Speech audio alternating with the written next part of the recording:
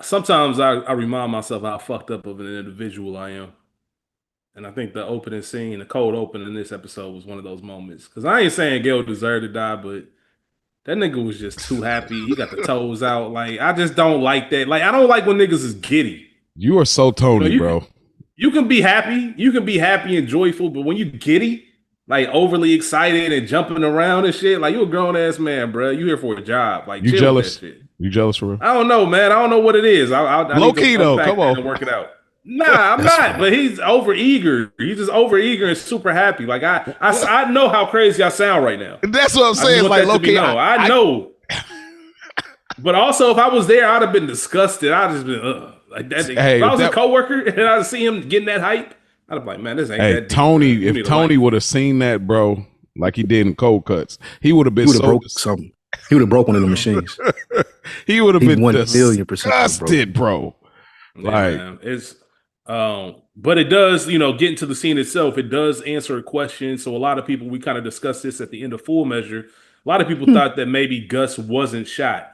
So you get this cold open where Gus is right there, but then you quickly realize it's a flashback Gale. scene. Gale, excuse me.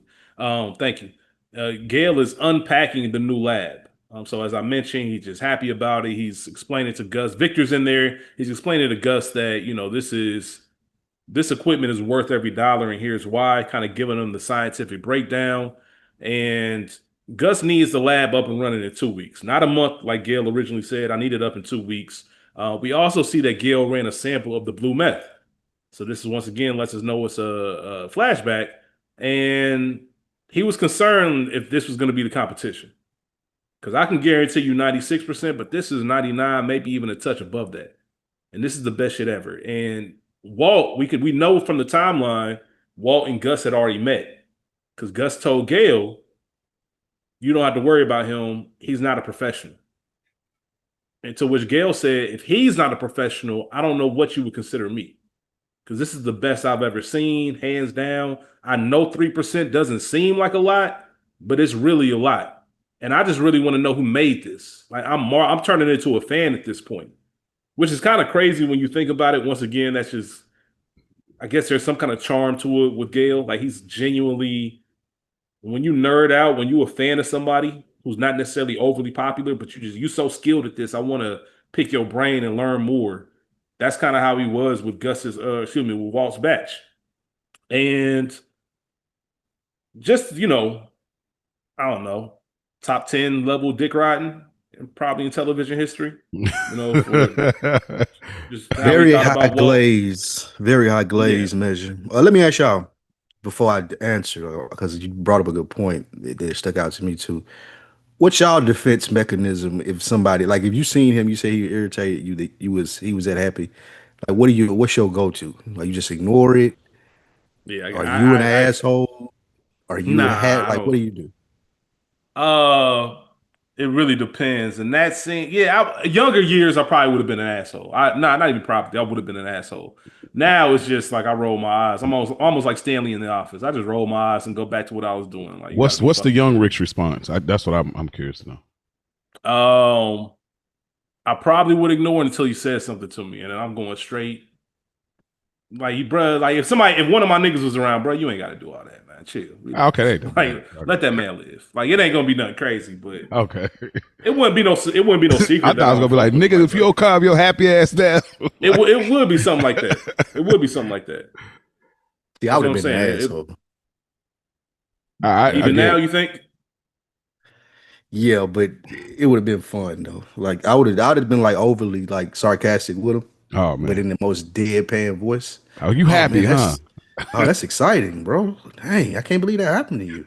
Oh, for real? You know what? Because you can keep a straight face. That's what make it worse. That's why I can't mess with you dudes, bro. Because y'all dudes are so good at like keeping straight deadpan face, bro. Like you would be like, you'll make somebody believe that, like, oh, you feeling it, huh, dog? You like that, dog? Like. Bro. Whole time in my mind, Mo, I'm just like I'm disgusted at you. I'm like just shaking my head. Goofy AI on the head. You know what I mean? I would have been fucking with him like, oh man, that is dope. holy shit, I never seen one of those before. Like I would have been doing all type of shit Oh, like that. Nah, yeah. See, I like that. Damn. see y'all two together. Oh, y'all would have Mm-hmm. y'all would have had this man overzealous for real, for Yeah, real. because I would have been dogging him, and Spike Lee would have been like, "Nah, man, this shit cool. This That's shit real cool, cool. man. Tell me more about it." He might have found more enjoyment out of irritating me. Yeah, probably. Like, I know this yeah. pisses you off. Yeah, tell me more. Yeah. Don't worry about him. He a grumpy old man. Yeah. For me, Because I want him to my bad. I want him to legitimately think, is he fucking with me? Or is he like as lame as I am? Like I want him to think that. Like Those are it the gotta best cross your moments. mind. yeah. Nah, it wouldn't have bothered me. Just because I mean, again, you about to make me this money, so I don't care how excited, how giddy you are. You about to get this paper. You know what I'm saying? So it wouldn't have bothered me. And when people, I was actually having this conversation with my wife a few days ago about. I told her like it takes real effort for me to get excited. Like I would have to relinquish so much emotionally to allow myself to be excited about something. Damn, it's funny that you say that. You gotta ASAP come on Rocky must another not have week in the DM'd you book yet. to That's talk. definitely a conversation because I like, do you know what it 'Cause I was takes to thinking be about that the other day, excited, too. bro? Like to be I don't know happy, the last looking time I forward to was it. excited about something. Like, I, shit, I can't wait till this happens. Like, It'd probably be like a concert. It probably had to be like a Drake concert for me, like where like he might play like a song that's a deep cut that I didn't think he'd play, and then come on, I'm like, all right, shit, all right. Like I'm allow myself at that point, like, bro, we in here, and I'm around all of the other people that's with it, and now we turn, you know. Then it'd be like, okay, I'm allowing myself in this moment, but outside of that, like I don't, I'm pretty neutral, you know what I mean? So I'm the same way.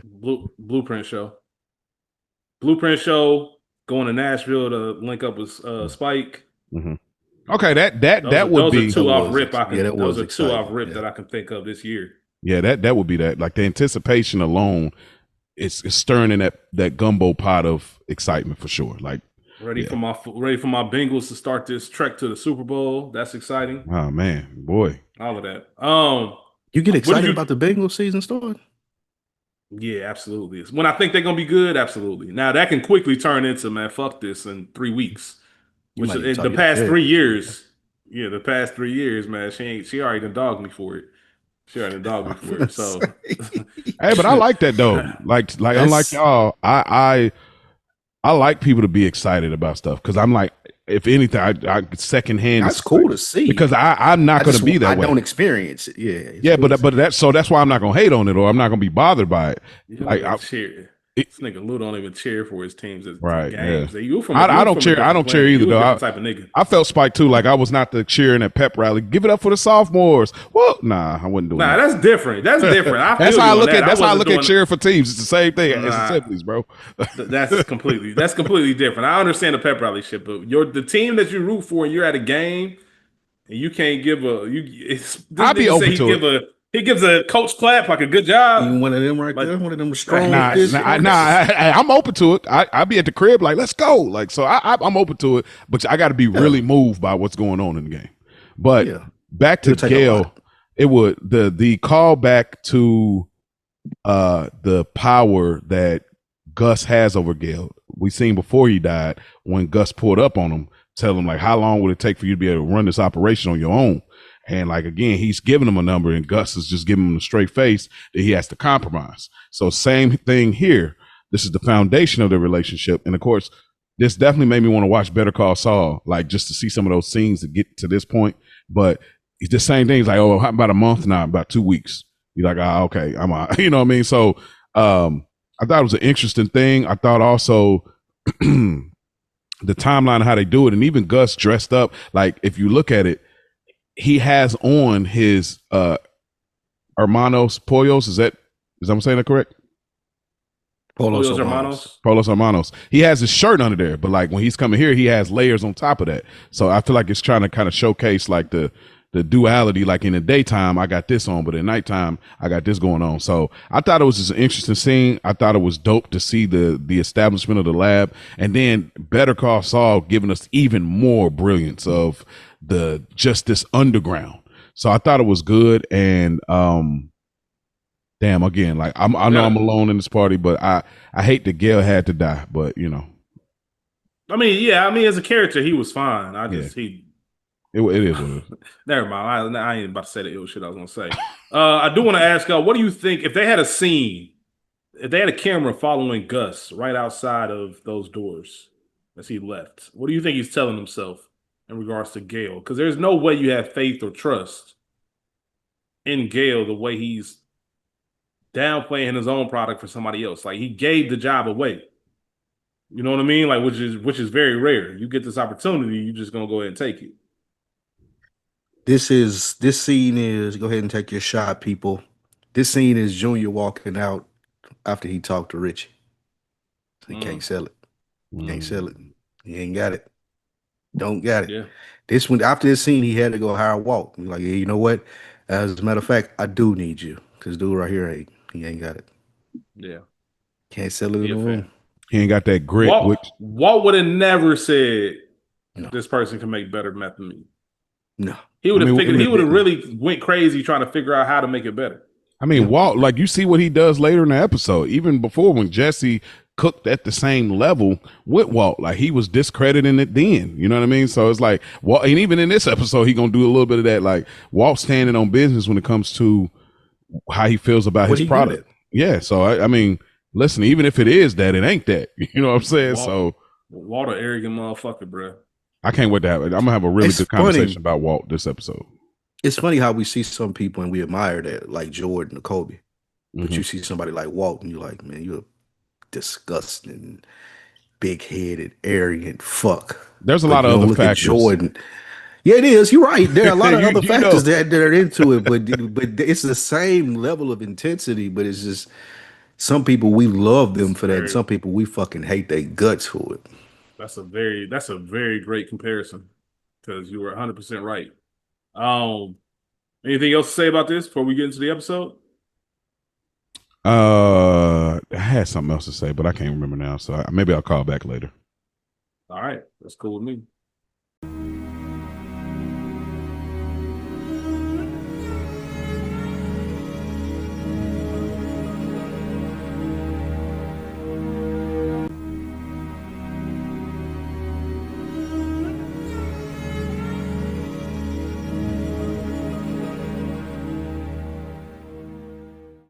Welcome back to a new episode of No More Half Measures, a Breaking Bad podcast. We are back, ladies and gentlemen, after our 2-week hiatus with a whole new season. I'm your host, Rich, joined by the world-class Maurice Hunt III and the legend Spike Blue. Fellas, how you feeling? What up, though? Outside's back to what it was. You know what I'm saying? Season 4, and we doing this thing, man. Yeah. How many Drake quotes are you trying to string together? This nigga on his Jay Billis. Remember when Jay Billis was doing Jeezy quotes every morning? This is what, this is what Mo did. I'm gonna try. That died out essentially too. So I'm wondering when. I'm going for 8 of them. I'm gonna go for 8 of them tonight. Oh, you passed 8. No, I'm saying you've opened the show. Tonight is crazy. You've opened the show with a Drake lyric since Iceman dropped. Nah, that ain't true. I still been hitting with the Mochaccino bars. You know, keeping it in the mix. You know, I mean, what's in my cup? You know, I'm mixing it up. But tonight I'm going for 8, like Kobe. Don't do that. We appreciate y'all for being back with us. Thank you. Play defense, Rich. Hey man, got to. It's been a couple, like I said, a couple long weeks. So we fill that gap when it's not here as far as like the content. I'm sure y'all are the same way. We got some messages that we want to read, but just want to say thank you real quick as we jump back into this new season. We are officially back, 13 episodes. That means 13 consecutive weeks, I believe, unless there's something that we don't foresee of us bring you this Breaking Bad content. So as I mentioned, thank you for always reaching out. Please remember to hit us up on Instagram, NMHM_Breaking Bad Pod, or you can email us at nomorehalfmeasurespod@gmail.com. Let us know your thoughts. You'll be included in the episode. And we're going to start with an email from Keenan. Keenan writes in, yo, Mr. Spike, Mr. Rich, Mr. Mo, y'all boys did again another phenomenal podcast along with good earners. I'm just getting done with season 3. This is my first rewatch of Breaking Bad since 2016. I can't believe I went that long, but a few things went over my head the first watch for starters. The blue ribbon everybody was wearing after the plane crash on episode ABQ, the color symbolism, a lot of the code a lot of the cold openings I didn't get until now. I didn't realize that Walter had shaved his hair off so early in the season 1, and that Skylar was down for him. For some reason, I always thought she was against him the entire series. I also find it funny that no matter what, Mo always has to make a reference to the Sopranos. When y'all was talking about the Salamanca twins, I'm surprised he didn't mention the Tony B twins. LOL. The beginning of the last episode, full measure. That is not Walter White. That is Hal. If you know, you know. So shout out to Hal, man. If y'all know, y'all know. I ain't gonna share the secret either. But thank you, Keenan. Yeah, great job to Mo. I think on a lot of the references he mentioned as far as the color symbolisms. I know you did a great job of pointing that out, Mo. And I do agree with you, Keenan. There was a lot of stuff being my first time rewatching that I didn't remember. How we talked about how we feel about Skylar being different than how we remembered her. Just Walt Breaking Bad early. That's a new thought that Spike Lee brought into the question. So a lot of interesting stuff. We appreciate you as always. We do have a DM from Ashley. What's up, Ashley? What up, appreciate Ash? you. Ashley says, "Hey, just caught up and wanted to say you guys are killing it. The Big Shoe reference is diabolical. It's crazy." The what? The Big Shoe. Driving with the Big Shoe, bro. Yeah, Little People with the Big Shoe. I went back this week and listened to that, and I laughed just as hard. That shit was insane. I hope you and yours all had a good summer, and yes, I play spades. As you all know, Dr. Umar would not approve of my husband, but I will say he hangs in there with the spades and other family craziness. His anthem is probably "You Are Freaking African American" plus Mark. Side note, sad that Big Puss died. Your Good Earners pod is my top one. I replay it regularly while working. Shout out to you. Thank you for that, Ash. Hey, shout out to Ash. Big P, man. Big P, man. Big P. And shout out to Ashley. Yeah, that's the mixed queen right there. Shout out to her keeping the racial jokes going. Love it all day. Thank you for writing in. I know she always write in, but I always appreciate it when she write in for sure. Dr. Umar. Hey, Dr. Umar ain't no real doctor. Dr. Umar wouldn't approve of my husband. It's hilarious. She may triple it down. That means she tapped in. She tapped in. Yeah. We got the constant. Go ahead. Nope. Nah, go ahead. Let it fly. Nah. Shit. All right. The constant compare. For the record, before I read this, I recently was listening to The Wait, our episode of Good Earners. I don't really. What you just jumping around, kind of checking out your? Well, not just jumping around. I just wanted to listen to the. I know someone. She's watching Sopranos for the first time. Okay. But there's certain things. She's in season 6 right now. But there's certain moments. I'm like, oh yeah, when you get here, let me know. When you get here, let me know. And we were talking about The Wait, and I'm like, let me go back and listen to us.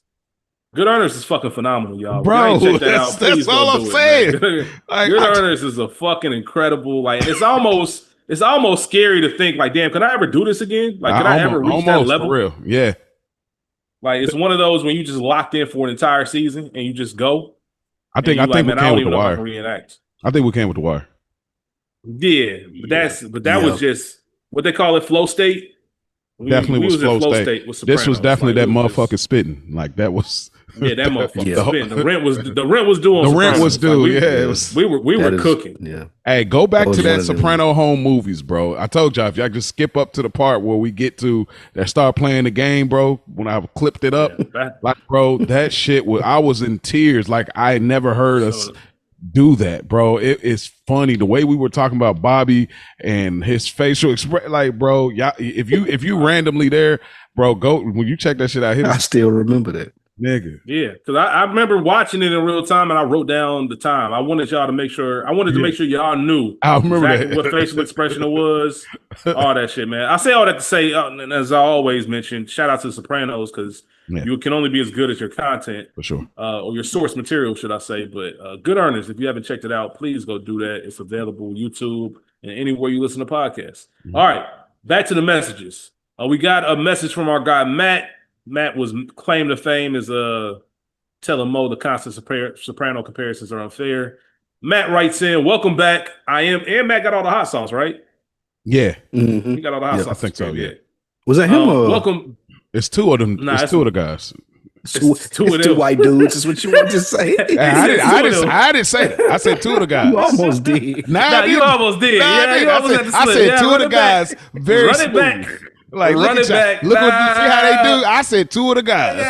I didn't even I heard hesitate. it. Y'all throwing it over. Come on, bro. I heard it. Shit. I heard it. I heard it. It's Look all at good. him. Look at What's him. my boy name? Is it Xavier? Because he had a Zach. name. It ain't Xavier. Nah, it ain't none I of thought it them. was Zach. It wasn't Zach. I It was was thinking like about it a, earlier an too. ambiguous name because we couldn't tell if he was white or black at first. Till he Yeah. told us. I'll be able to. Okay, I Zane. can't Zane. remember, His man. name was Zane. Zane. Zane. Shout out to Zane. Zane too, man. Zane and Matt. Mm-hmm. They're like the rockers. Matt Y'all mentioned, know that welcome reference. back. I am curious what scene you guys would say has the biggest, that has had the biggest oh shit factor so far. I mentioned in my first email that I have seen the series multiple times, but every time I see Walt run those two dealers over, it never gets any less shocking, even though I know it's coming. The tension as Jesse walks up with his gun, the sound and how it transitions from background noise to the revving of the engine, how the bodies get ragdolled as they get hit. Everything about how they shot it makes it feel real. Curious to hear your thoughts on the biggest oh shit moment so far, and let's see how this changes as you get deeper into the series. Peace. That's a good Fellas, you got question. anything? Yeah, it's well go ahead, Spike. My biggest oh shit moment would be Jane's death Mhm. right now. Yeah, that's a really good one. But that changes after this episode. Mm-hmm.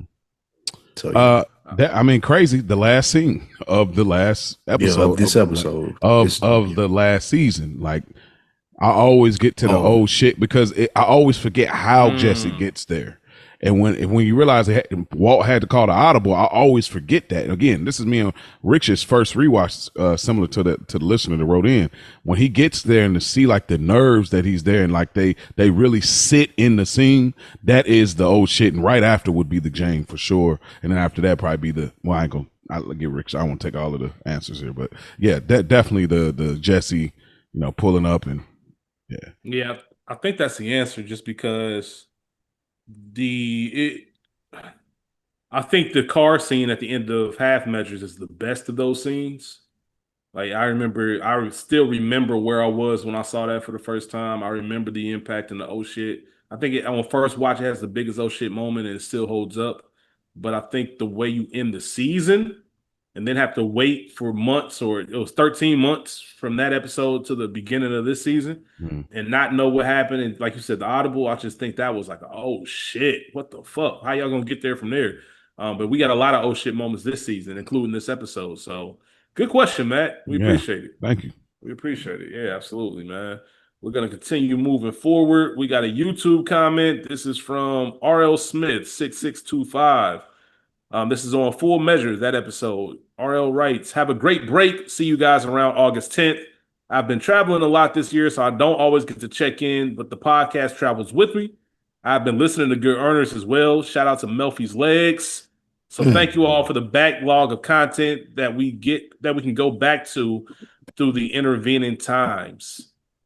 Yeah, man, we appreciate it. It's funny. Man. We just talked about Good We've Earners. solidified our I'm glad that y'all history. are going back. Yeah, I'm glad y'all going back. That means this content is serving so well that people like whenever it's like if they gotta wait a week between, they gotta like, I gotta get more of this entertainment that we bringing. Shout out to Melfi with the legs, and shout out to Melfi for the two Tonys. If you know, you know. We got a DM from Brian. We're gonna keep it moving. Brian says, "What's up, brothers? I've been going for a minute, but I'm back. Life is lifing and the worlding is worlding. But hey, what are you gonna do? I'm caught up with y'all on my rewatch, and I don't regret it. It's a better show than I gave it credit for in the past.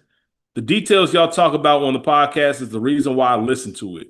I never would have thought about a lot of the things I hear y'all talking about that goes beyond what we see on screen.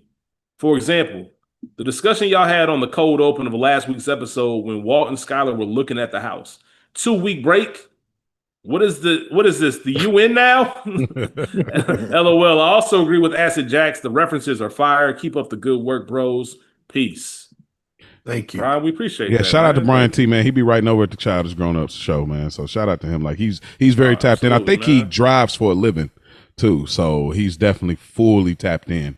and we asked him to write an Apple review. He jumped right out there and did it. So hey, I'm gonna ask you here too, Brian T. Hey, we'll take one of those. Yeah, we'll definitely take one of those. Take one of those. For sure. All of y'all listen, actually. Go rate, review, like on Apple. Go hook it up, man. Do those good things to keep these independent podcasters pumping. Yeah. Do you check those often, Mo? I probably check at least every month. At least every month? Mm-hmm. Okay, gotcha. All right, man. 5 stars on Apple. Shout out to that. We appreciate y'all. Last but not least, before we get into the new season, you know who it is. The man, the myth, the legend. one who writes. The one who writes. Email is titled Full Measures, Guilty Pleasures. Fellas, the break between seasons always seems to hit while I'm on the road, so hope I get this one in before the start of season 4. Either way, hope you enjoyed some time away from Albuquerque. I won't hold you. Season 3 didn't hit like that, like what I remember from the first watch. Maybe this show just does great ramping up the stakes at the end of the season and makes you forget all the mad moments in between. Is it my imagination, or did the show about cooking meth hardly have any meth cooking this season? Full Measure did hold up pretty well, though. Speaking of season 3, pour cold brew coffee out for Gale, Bodika, and the other homies that didn't make it. R.I.P. in no particular order. The Mexicans, the Salamanca cousins killed, Tortuga and the turtle he rode in on. The Federales, Tortuga's turtle bomb blew up. The Salamanca cousins, aka the biggest non-event of villains on a TV show. The Mexican cartel boss Gus orchestrated the Federales to raid. T-Boo James' little brother, aka the kid that shot Combo. Yo, fuck that kid. The cartel crew taken out by 007 Mike Ehrmantraut, aka geriatric Jack Bauer. Ted's boner, murdered by Skylar White, aka the Vibe Killer, and Maga Mo. Okay, that last one, I'm just busting your pinata. What? Somebody didn't die on that list. Is that the list of people? He said that died? Ted. He said his boner died. He said Ted's boner because of No, somebody else though. No, everybody else that he named died. I'm still mad he called it the Spanish mommy Timu Jane. That is still crazy. That's hilarious. Yeah, the Mexicans that the Salamanca cousins killed all those Mexicans in that van. So Tortuga, the snitch, Federales that the bomb blew up, Salamanca cousins / twins. Right. The cartel boss that Gus had the Federales hit. He didn't die. He went to jail. Remember, he come back. Yeah, he come back. All right, we couldn't confirm it was a phone call. I couldn't remember, but see, I mean, that's good that Spike has watched this more than me and Rich has, so I'm glad because I was like, I'm just saying he didn't die. We didn't see him die. We just saw him on the phone with the feds. Yeah, I remember him on a flashback scene, but I don't remember the flashback scene about the pool. But I don't remember him. Maybe he wasn't in that scene. I don't know. Yeah, he didn't die. That's all I'll say. Yeah. All right, I know he's in Better Call Saul too, but Spike Lee is the expert. The legend. That's why we call him the legend Spike Lee. All right, back to Acid Jack's email. Okay, that last one, I'm just busting your pinata. We all know the Mochaccino might drop the occasional questionable comment, but he packing nothing but sweet candy inside. Bro, you always make the podcast great again. R.I.P. season 3. That's hilarious. Bro, you gotta knock it off, Acid. Knock it off. And it's a bit morbid, but it made me think. A lot of people die on Breaking Bad. Rich might have to fact check, but do more people die on Breaking Bad than Sopranos and The Wire? My guess is yeah, but curious what your hot take is. P.S. Ain't no fucking way Spike fact checking the podcast. Blessed child. That's a great point. Spike is not doing that. So you ask me. The airplane. What are you talking about? Who died? What show had the more deaths? Breaking Bad, Sopranos, or The Wire? Why do you say I'm not fact checking? What are you talking about? Because you don't even listen to podcasts, let alone fact checking them. Yeah. Bro, you don't even let somebody tell you the episode ain't up. You didn't check it off. The last thing that came across your head when that was said was pulling up your phone and saying, "Let me see which one." Yeah, you didn't think about that at all. Hey, but Breaking Bad might be up there just from the airplane standpoint. I was gonna say the airplane crash might put them ahead. Yeah, that's a cheat code, low key. It is. The airplane crash definitely puts them ahead. Yeah, I think now I gotta see, man. Hold on. Because there's no mega. You have to get a lot of bodies in these other shows. Yeah, like at one time. If you remove the airplane crash, it ain't no mass death situation in The Wire or The Sopranos. That's what I'm saying. That's what I'm like. I think Breaking Bad has to carry that for sure. I don't even know if he was considering that. Mm. The Wire is the highest, Mm. Sopranos second, and Breaking Bad. So Wire's got 250 to 300 on-screen deaths. On screen. That can't be true. How? It depends on how you count it. It's Even not that many just. characters. It's got to be That's what it off said. That's what screen. I'm saying. It can't be right. Yeah. It's got to be on some like drug addicts overdose type off screen though. Like, Yeah. Well, it says on screen. Yeah, let's just get back to the email. All right. I don't know. Well, even then, I guess if we're gonna say wasn't that many characters, then we can't count the airplane death on Breaking Bad because those weren't characters either. but they were connected to the main character. That's why I said if they not connected to the main character, But what? that's why the Wire is gonna be so good. All those deaths was connected to the corrupt ass system that the Wire talked about for 5 seasons. Yeah. Yeah. But they got to mention. They got to mention those deaths. Keep it in rep. They got to mention those deaths for them to count to me. True. Like because Real they quick. mention the deaths on the news on Breaking Bad. Real quick, and I haven't dug deep into this. It's just a quick side note. It looks like it's about 140 deaths on the Wire for what people have tracked. I'm gonna ask you, Spike Lou, because I know you're not really overly well versed. Mo, who do you think is responsible for the most deaths outside of the system? Who do you think what individual is responsible for the most deaths in the Wire?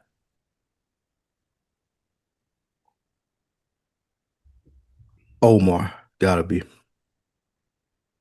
Who would you say? The right answer, Chris. That's what I was gonna say. I was gonna say Chris. But see, they almost go to that thing like we was talking about when they putting those bodies in the vacants. Do we count those other than the 3 we seen? Like we know they were there. Yeah, it was a storyline, but them niggas. we need if they mention the that number. mean we gotta catch all the Omar bodies that we ain't see or talk about. Omar robbed more than he killed. Yeah, that's true. Man, gotta have a code. And do gotta have a code. All right, back to the email. Wire and Game of Thrones podcast coming soon. Not soon, but hey, we need to go do that Wire. I'm watching House of Dragons and I don't know, bro. I'm like, I don't know, man. You can't compare the two. I'm gonna make a bold prediction, Mo. Okay.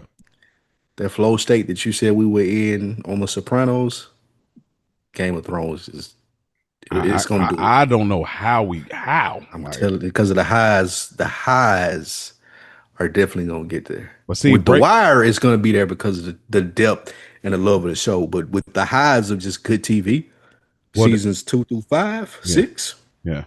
And we're gonna get back talking about it. And we're gonna get back to. I know, Rich. I know we're trying to get on schedule. We're gonna cut Rich short. Got to get up at 6 and work out. We're gonna cut what we're gonna cut. I know we've been a little long with it, but the only reason I'm saying that is because it's not about the highs. Because Breaking Bad has the highs. It's about the lows. I see the frustration on Rich's face every time we start talking. Every time we start talking about something else. I know, but we're still in the round. But I'm saying it's about the lows. That's the issue I think we got to consider with the next podcast. Right. Because Sopranos in its low, we could find so much funny and all that. Like we're looking at what Breaking Bad has 2.5 seasons of lows, and you're like, we creating the best we can, but it's not a lot there. So it's not really the highs, it's the lows of what makes our content flow state. So that's all I wanted to say. So got you. Okay.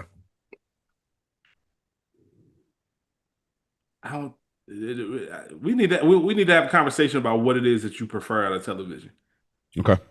Just genuinely like what you prefer more, or not what you like, but just what do you prefer more?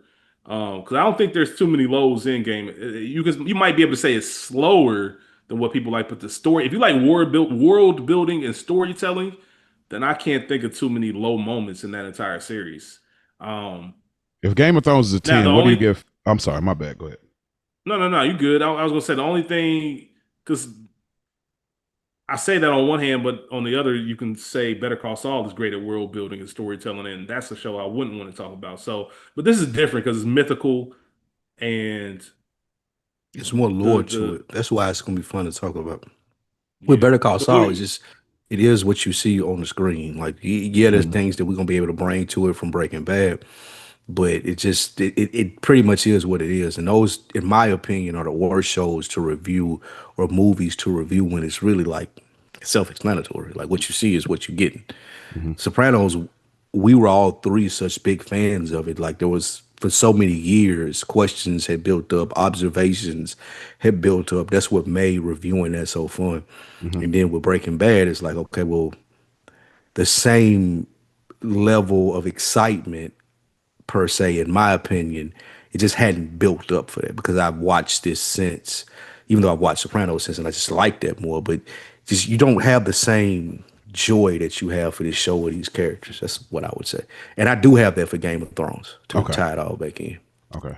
The question I was going to ask you, Rich, if let's just say if Game of Thrones is 10, what is House of the Dragon? Game of Thrones ain't a 10 though. I'm okay. If Game of Thrones is a 9.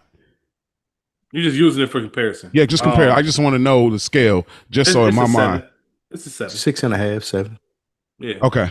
All right. So that give me because if House of the Dragon, House of the Dragon ain't nowhere near as good. Then I would have been like, I definitely don't think we should do Game of Thrones. No, it's not close. It ain't nowhere close to Okay. to Game of Thrones. How many times did you rewatch Game of Thrones? No, I ain't did no rewatch. Oh, that's why. Did you watch it? Did you watch it in real time or did you binge it? I binged it, which I think helped. Did you remember how fast you got through it? No, I wasn't fast. It wasn't for you. For me, like, bro, once I started, it took me forever to watch. Once I started, bro, I was flying through seasons in like 2-3 days, bro. I couldn't stop watching it. Like it's one of those shows where you just end after like it's live, man. So all right, back to Acid Jack's email. We still on the email. Hey, my nigga Rich alarm clock screaming at him right now. Yeah. Y'all gonna see the post in the morning. Don't worry about it. Timestamp and everything. I was also thinking at the end of Full Measure on how bizarre and ridiculous the chain of events are over 3 seasons, leading the guys to where they are now. I guess the roller coaster of quasi-drama and action is the allure of this show, but for me, it still too often creeps into TV magic scenarios a bit much. Facts. To misquote the legend Avon Barksdale, I'm just a hater, I suppose. Moving on. So Big Rich Chow been known to choke out a kid while rocking the Chuck E. Cheese outfit. Damn, Kyrie, what did he do? Ask you to go to lunch with the work crew? Hey, man, listen. The fact that I even told that story and people know that and can reference it is crazy. Yep. But the opening of Full Measure got me wondering how Walt went from confident starter house buying jerk to loser turned meth lord. This week's big question is, what is the worst job you've done? Mouse at Chuck E. Cheese, probably.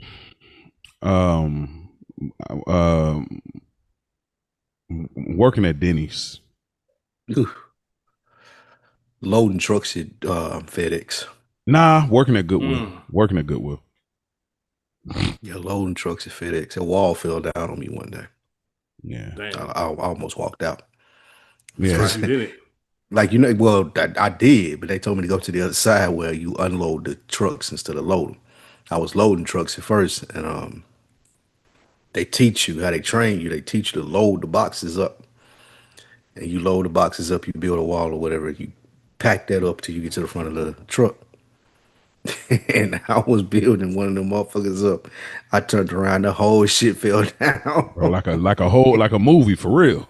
Hey, bro, I didn't pass go. I didn't do nothing. I just hopped out of the truck. I said, I'm out, bro. I'm gone. I'm good. It's cool. He's like, no, you can work on the other side. Try unloading or whatever. I'm like, hey, that's when they know they need you. They try to catch you right in that. Yeah, because I was gone. Yeah. I was from the clock. I had his time card here, all this shit. Nigga, take this. But yeah. That's gotta be up there. Where am I at? And how far was that from your first disgust that we ain't started? I'm not, man. I'm not. See, now you making it a thing. I'm good. I'm here to work. I'm here to fight. See, look, he gonna be like me in a minute. Watch, he gonna be cutting that shit short. Nah. I never cut an email short, man. We good. I'm gonna be up, man. And how far was that from you personally breaking bad? I broke bad after that. Yeah, you about to say you broke bad after that. The kid, me choking out a kid in a kid's costume, I guess is breaking bad. Putting a little kid in the headlock. All they want to do is Chuck. I think break bad. I think break bad for me is like more of your observation of what life is changed. Where it's like you used to have this kind of hopefulness of the possibilities, and when you get hit with the hard reality of, oh, this is what it actually is, that's when you break bad. For me, at least that's. But that's a whole. That's another week of the books. Definitely another week of book Yeah. conversation. I definitely, yeah, you definitely got to Um, come on and talk about the what's. Goodness gracious. Listen, boy, that's why I be in my own world. this nigga Spike, man. This nigga Spike know what he doing. He good. He good. He also gave an example. He also gave an example of his previous question, aka on a scale of "don't push me because I'm close to the edge" to "white lines blowing through my mind." Where were you on your worst day at work? Lastly, Mike is on his Mexican Mission Impossible shit, and that's probably why his character was so interesting then and continues to hold up this long later. Up until then, most shows would never have that character of older gentleman pull off the shit Mike doing. That looked like Mike, that sound like Mike at Mike age. Oh, and by the way, the scene when Mike turns into fucking Batman and takes out the cartel guys, I put Randall from This Is Us and the show Paradise on the list of characters that could get those moves. Last thought. Is Breaking Bad better or worse because Walter doesn't have an enforcer? I slide towards the show benefits from Walt being such a two-faced and innocuous dweeb, sans enforcer. To correct quote the legend Spike Lee, Walt gets no bitches. All right, I'll cut it off there so you can get into cutting the ribbon on season 4. Anyone got a pair of scissors? Gus? Signed, Liam Neeson, aka Acid Jacks. Or a box cutter. Yeah, Or a box cutter, man. yeah. And him having an enforcer. Yeah, that's that. And now I'm thinking about where the show goes. It does. You get a lot of TV magic when you think about the fact that you ain't got somebody riding for you for real. So it don't make it better or worse, but it is an interesting thought. Damn, it is. It's definitely that is an interesting observation. Like you've never seen a crime show with a person who was moving the product or creating the product didn't have an enforcer. This the only one that's like that. So yeah, I'm trying to think. Is that true? I ain't never I guess seen. it is. Yeah. He don't even What have show a, would it be? he don't even have a consigliere. Yeah, he don't even got nobody he consults with. Like it's Walt, and then it's everybody But I else. guess at the same time, he's a cook. He's not the boss. He the boss of his program. Well, he becomes boss like kind of later, right? Well, yeah, without spoiling what we getting into, yeah, he eventually comes to. But he still don't have one, do we? He ain't had one throughout this whole shit. Yeah, I don't know about that. That's it. That shit far fetched for real when you think about it. Yeah, But it I guess is. when you can make your own supply, but there's so many other things that go into it. It's Yeah, it was just interesting. We gonna you get don't there. have anybody to game plan and strategize with. That's and that goes into my thought process of saying that he broke bad so early. One of those were the observations that I made. It's like unless you are this just narcissistic asshole, you want to talk to somebody about what you got going on and building, especially people.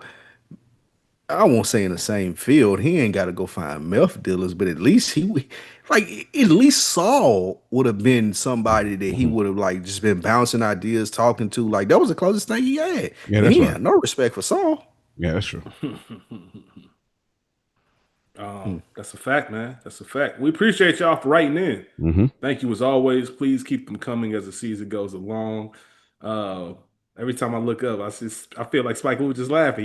He laughing at the clock and laughing at me. But we're here, y'all. It's season 4, episode 1. You making it so obvious. I'm not, man. See, that's what I said. Now you got me in my own head. We Now got know me in my own you. head. We see you, my brother. No, I'm just playing. We got season 4, episode 1, Box Cutter, premiered July 17th, 2011. As I mentioned before, 13 months in between. AMC felt that the summer months would bring them higher ratings, so that's why they pushed it back. The episode was directed by Adam Bernstein and written by Vince Gilligan. You can currently find Breaking Bad on Netflix. Spike Lee, it's been 2 weeks, man. People need a synopsis, man. What are we talking about this week? It has been 2 weeks. We are back in the saddle. Welcome back to No More Half Measures, everybody. We hope you enjoyed that longer than usual pre-show. Here's a synopsis of season 4, episode 1, entitled Box Cutter, I think. The cast deals with the backlash of what happened to Gale last season, which keeps Walter gone all night in his car outside, which may lead to questions. So Skylar makes it her mission to go find him. Gus shows what makes him a part of the Not Fucking Around crew. This is season 4, episode 1, Box Cutter. Great reference to the town, by the way. For all of you who haven't seen it, the Not Fucking Around crew. Great reference. No, you're a Great movie reference. guy. Yeah, absolutely, man. I enjoy it. Want to put people back in the scene just to remember where we are. So remember, we had that dramatic end to season 3, and after the cold open, we open up. We're back at the scene of the crime. We see the gunshot actually go off. We see Jesse kind of having his moment with it, almost like an outer body experience. We see neighbors standing at the door. They're looking at the body of Gale. Like you can see images of his apartment, including a ringing cell phone. One of the neighbors on the phone with the cops. We see a bullet go through the kettle on the stove. Victor shows up and goes in the crime scene. He sees Gale on the ground, but more importantly, people see him. If Victor leaves and sees Jesse in the car, puts a gun to his head and tells him to drive. So Jesse did not get far. He was literally sitting in the parking lot, just days from having to take a life that he didn't want to take. So that's what we have going on directly after the events of the shooting. We pick up where we left off, fellas. Any thoughts on the scene? Victor showing up to the scene, Jesse still being there. Now there's neighbors and witnesses detailing the accounts, and we confirm that Gale is dead.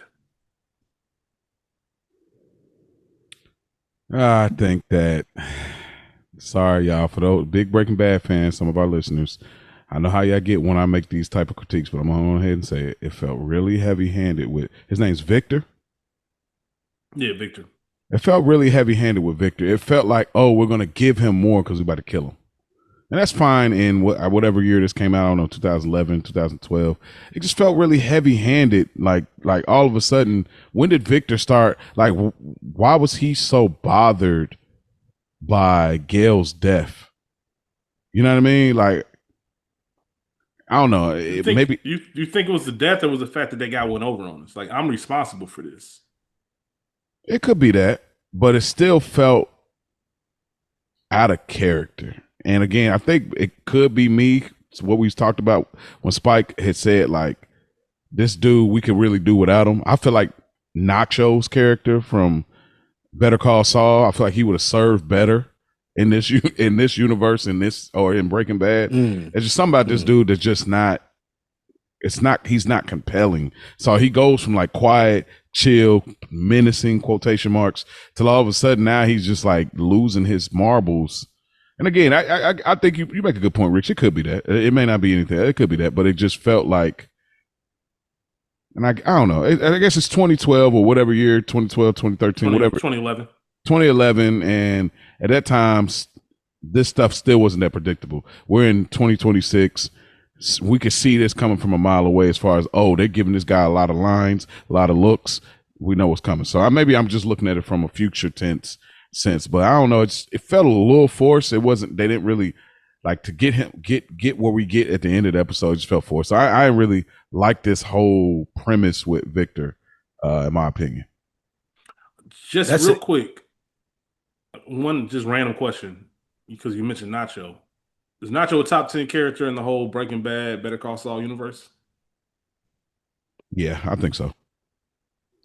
He might be in the later side of it, but you don't think so, Spike Lou? You don't think he's top 10 character? You think there's 10 characters in both series better than him? Not 9 characters, technically. I mean, 9 characters better. No, you say he ain't in no, top 10. Yeah, you're right. He say he ain't. So there's 10 characters better than Nacho. Yeah. I got the lawyer from Better Call Saul. Better than his brother, Chuck or man, a random ass district Howard attorney. The district attorney. I got the dude that he's too. Oh, you got Howard Yeah. above Nacho? Not, I got not Howard in Howard, front but of Nacho. I got not Kim in Howard. front of Nacho. Yeah, that's cool. Kim Howard, that's cool. That's cool. You talking about the dude that ended The up district attorney. being like yeah, like the Saul. lame ass nigga. Yeah, Bro, you ate out of the outright. dinner. Now Oh. you tweaking. Now Yeah, you you tripping, bro. I didn't like Nacho as a character. That makes sense. But you brought up something very interesting, Mo, because I wonder, was it just me as I was watching this on however many times I've rewatched this, or would y'all feel something similar?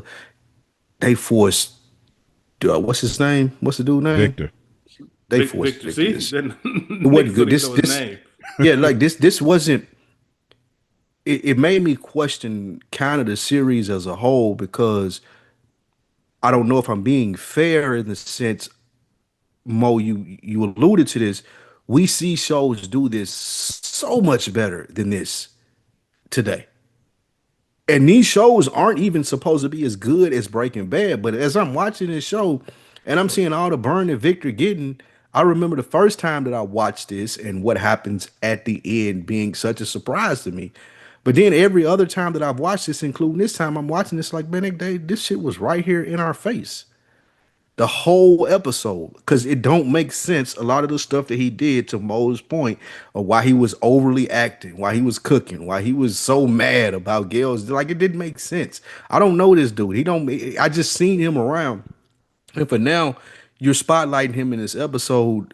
Obviously, I've been watching Prestige TV since this came out. I know what that means now, and it was not good. It was not prestigious at all. Mm-hmm. Never seen a runner with so many cars. You know what I'm saying? Like that's what it was. Like, you a little nigga, bruh. Like, why are you doing all this big boy shit? Yeah, why am I seeing you so much in this episode? Like, Because nobody who is qualified for this position, anybody else would have seen the scene and would have dipped out. Maybe you do the little looky loo, but for you to step inside the apartment and talk to people, make it obvious, no. We're gonna talk about it in the next scene when he gets back to the lab. But Mike asked him, "Did anybody see you?" And he just said, just no. I just look like another looky loo. Nah, bro, you don't, because everybody knows you don't step into the scene of a crime. You're the one person that did. And that's the thing. When Mike even gave that look of disgust, and I know we're not there yet, you're not another looky loo. And that's why this character does not work, because he's saying lines like that, but they present him to us like he's this menacing, know-all in the gangster street life. But he's not that, because he say dumb shit.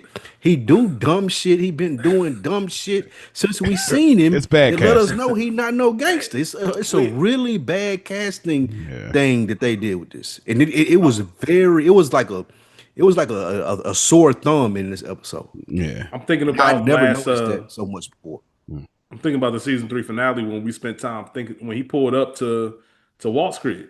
Yeah, like remember that's how his car stayed there anyway. We Bad all said like, casting. bro, you by yourself ain't get me in this car, bro. You Call need your backup. boss. Call your bro. boss. That's the only way I'm getting in the car with you. Call your boss. bro. The actor that plays, Or either then, you gonna shoot me right here. Which one is it gonna be? bro. Still not getting in the car. Your boss gonna have to come get me. Bro, the actor that played I'm not even getting Tuco. in the car with you. I'm not giving you that If respect. Tuco, like not him being Tuco, but just the actor that plays Tuco. That would be different. If Yeah, he was exactly. like the muscle Exactly. for Gus, we look at this dude be like, oh, this dude ain't playing at all. Like, or really him or the other guy from Training Day. You know what I mean? Like one of them two when they had Officer Hoyt in the tub, like any one of them two could have been. That's the same dude. No, I know, but then there's the other dude, the main guy that was his niece, like that wife he's about to shoot him in the tub. Like he could have played it, but this guy, respectfully, nah, bro. That's up there when we was talking about Marvel movies. And Yeah, Spike that's Lee right said there he with ain't see he ain't see the Kung Fu one. Hey, Spike Lee, funny ass nigga, man. I mean, I ain't know. He one of the funniest niggas ever. Any other thoughts on this scene with Victor being at the crime scene, and of course Jesse still being there? Did y'all have any thoughts on Jesse still being at the scene? It's on brand for his character. What are you doing? You're right. It is on brand for his character. Yeah. But what are you doing still sitting outside the park? I was thinking that at first, but I think what happened was Jesse didn't look at Gus like he was really in the game, and I think that's what threw him when he had to murk him. Because I was What sitting you there mean like, by that?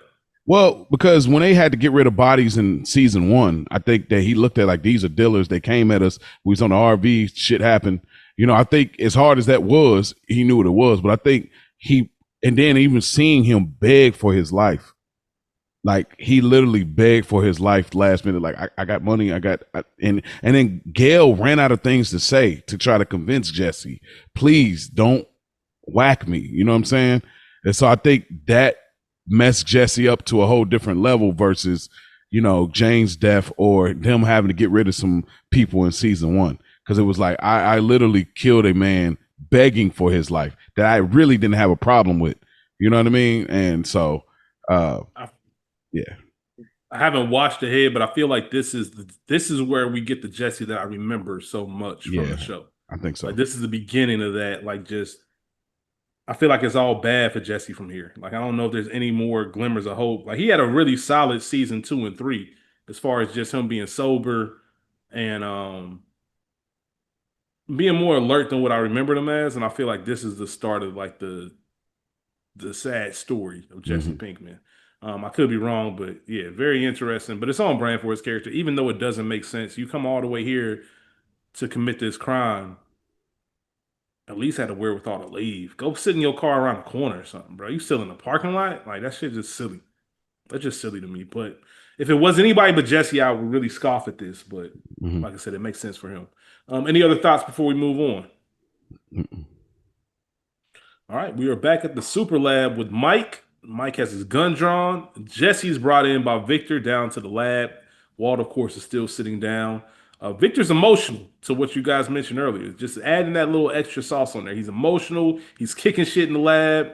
Um, Mike asks what happened and asks if Gale is gone, and Victor confirms it. And Mike actually panics. It's the first time that I can remember in either series Mike actually panicking, like the actual cussing out loud, not knowing what to do. Mike is always calm and reserved, so that stood out to me watching this.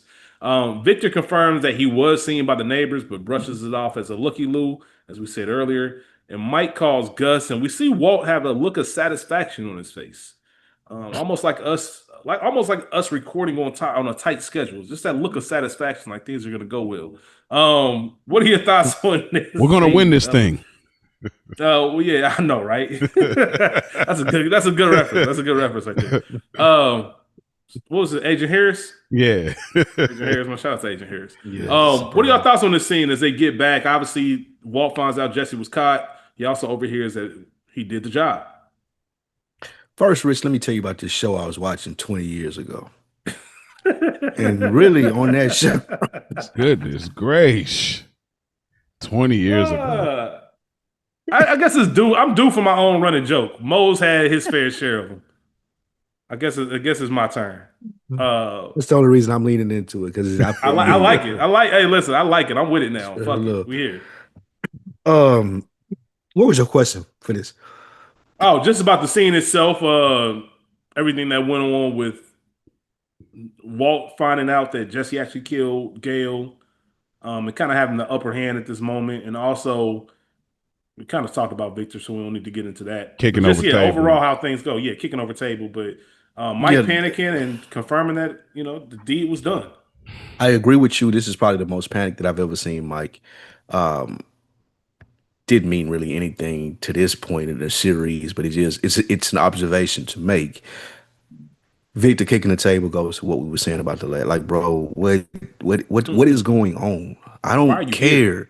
Yeah, like, what are you doing? Like, I don't give a fuck that you mad, bro. Who are you? So with that being said, like they just really overplaying the hand. And I don't think I've ever noticed it as much as I did than the time that we watched. And then my last thing is the takeaway from Walt's facial expression in this scene. A disgusting, already broken bad person. Like he like the coal in the fucking like he excuse me, like the canary in the fucking coal mine because he think, oh, he was gonna kill me. I circumvented that happening. Look at me. I'm sitting here in the big dog seat, big bad Gus, like he all this, like all of that shit. Bryan Cranston did an amazing job with his facial acting Because all this shit came out in his face. All this shit was like, man, I'm the smartest motherfucker there is in here. And there's another scene I think that adds to that later. So this was good in a sense of how they were acting, but also more to the complaints of what we were saying about the other dude. I've never seen someone smirk without smirking. I think that might be Yeah. the first time I've ever seen that.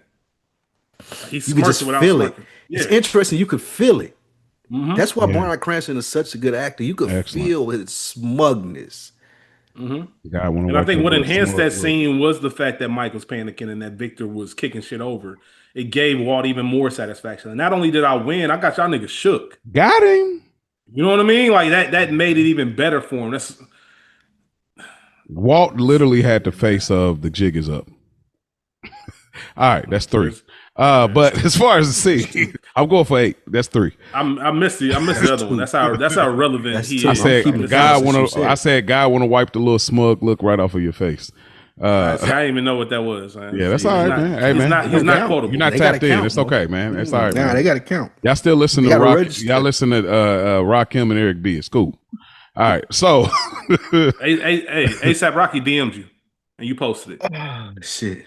I'm about to hit y'all with another call. I'm gonna let it ride. He ain't But listening on deck this week. He don't know what you mean when you I say did listen to, bro. Every Wednesday, like every Wednesday. You know that, yeah. That's Thank you, must my hear. brother. That's You must hear podcast, and I ain't playing about that. Thank you. Thank you, my brother. But as far as the scene goes, Walt, I'll be honest, fellas, and I know the listeners gonna be shocked. I think now that Walt has embraced who he is, I'm embracing it, and I'm actually like, bro, I ain't tripping about it no more now. Honestly, to be honest with you, like him embracing, I'm a villain, and this is what it's gonna take. This is what it is. Like now, Skylar knows who I am. I mean, our son doesn't, and our daughter, but Skylar knows who I am, and she's with it, so to speak. And now I'm right. Like I'm gonna get Jesse, but like he's already on it. And he's embraced. Like I'm not the good guy, so to speak.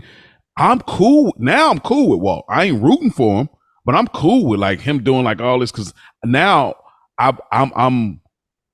I'm connected to his perspective now. I'm connected to his development. So now I'm not bothered no more. It's when Walt kept trying to still play this like sound, Debbie, like, oh, my life is this and that. I'm kind of a good guy, but I'm not.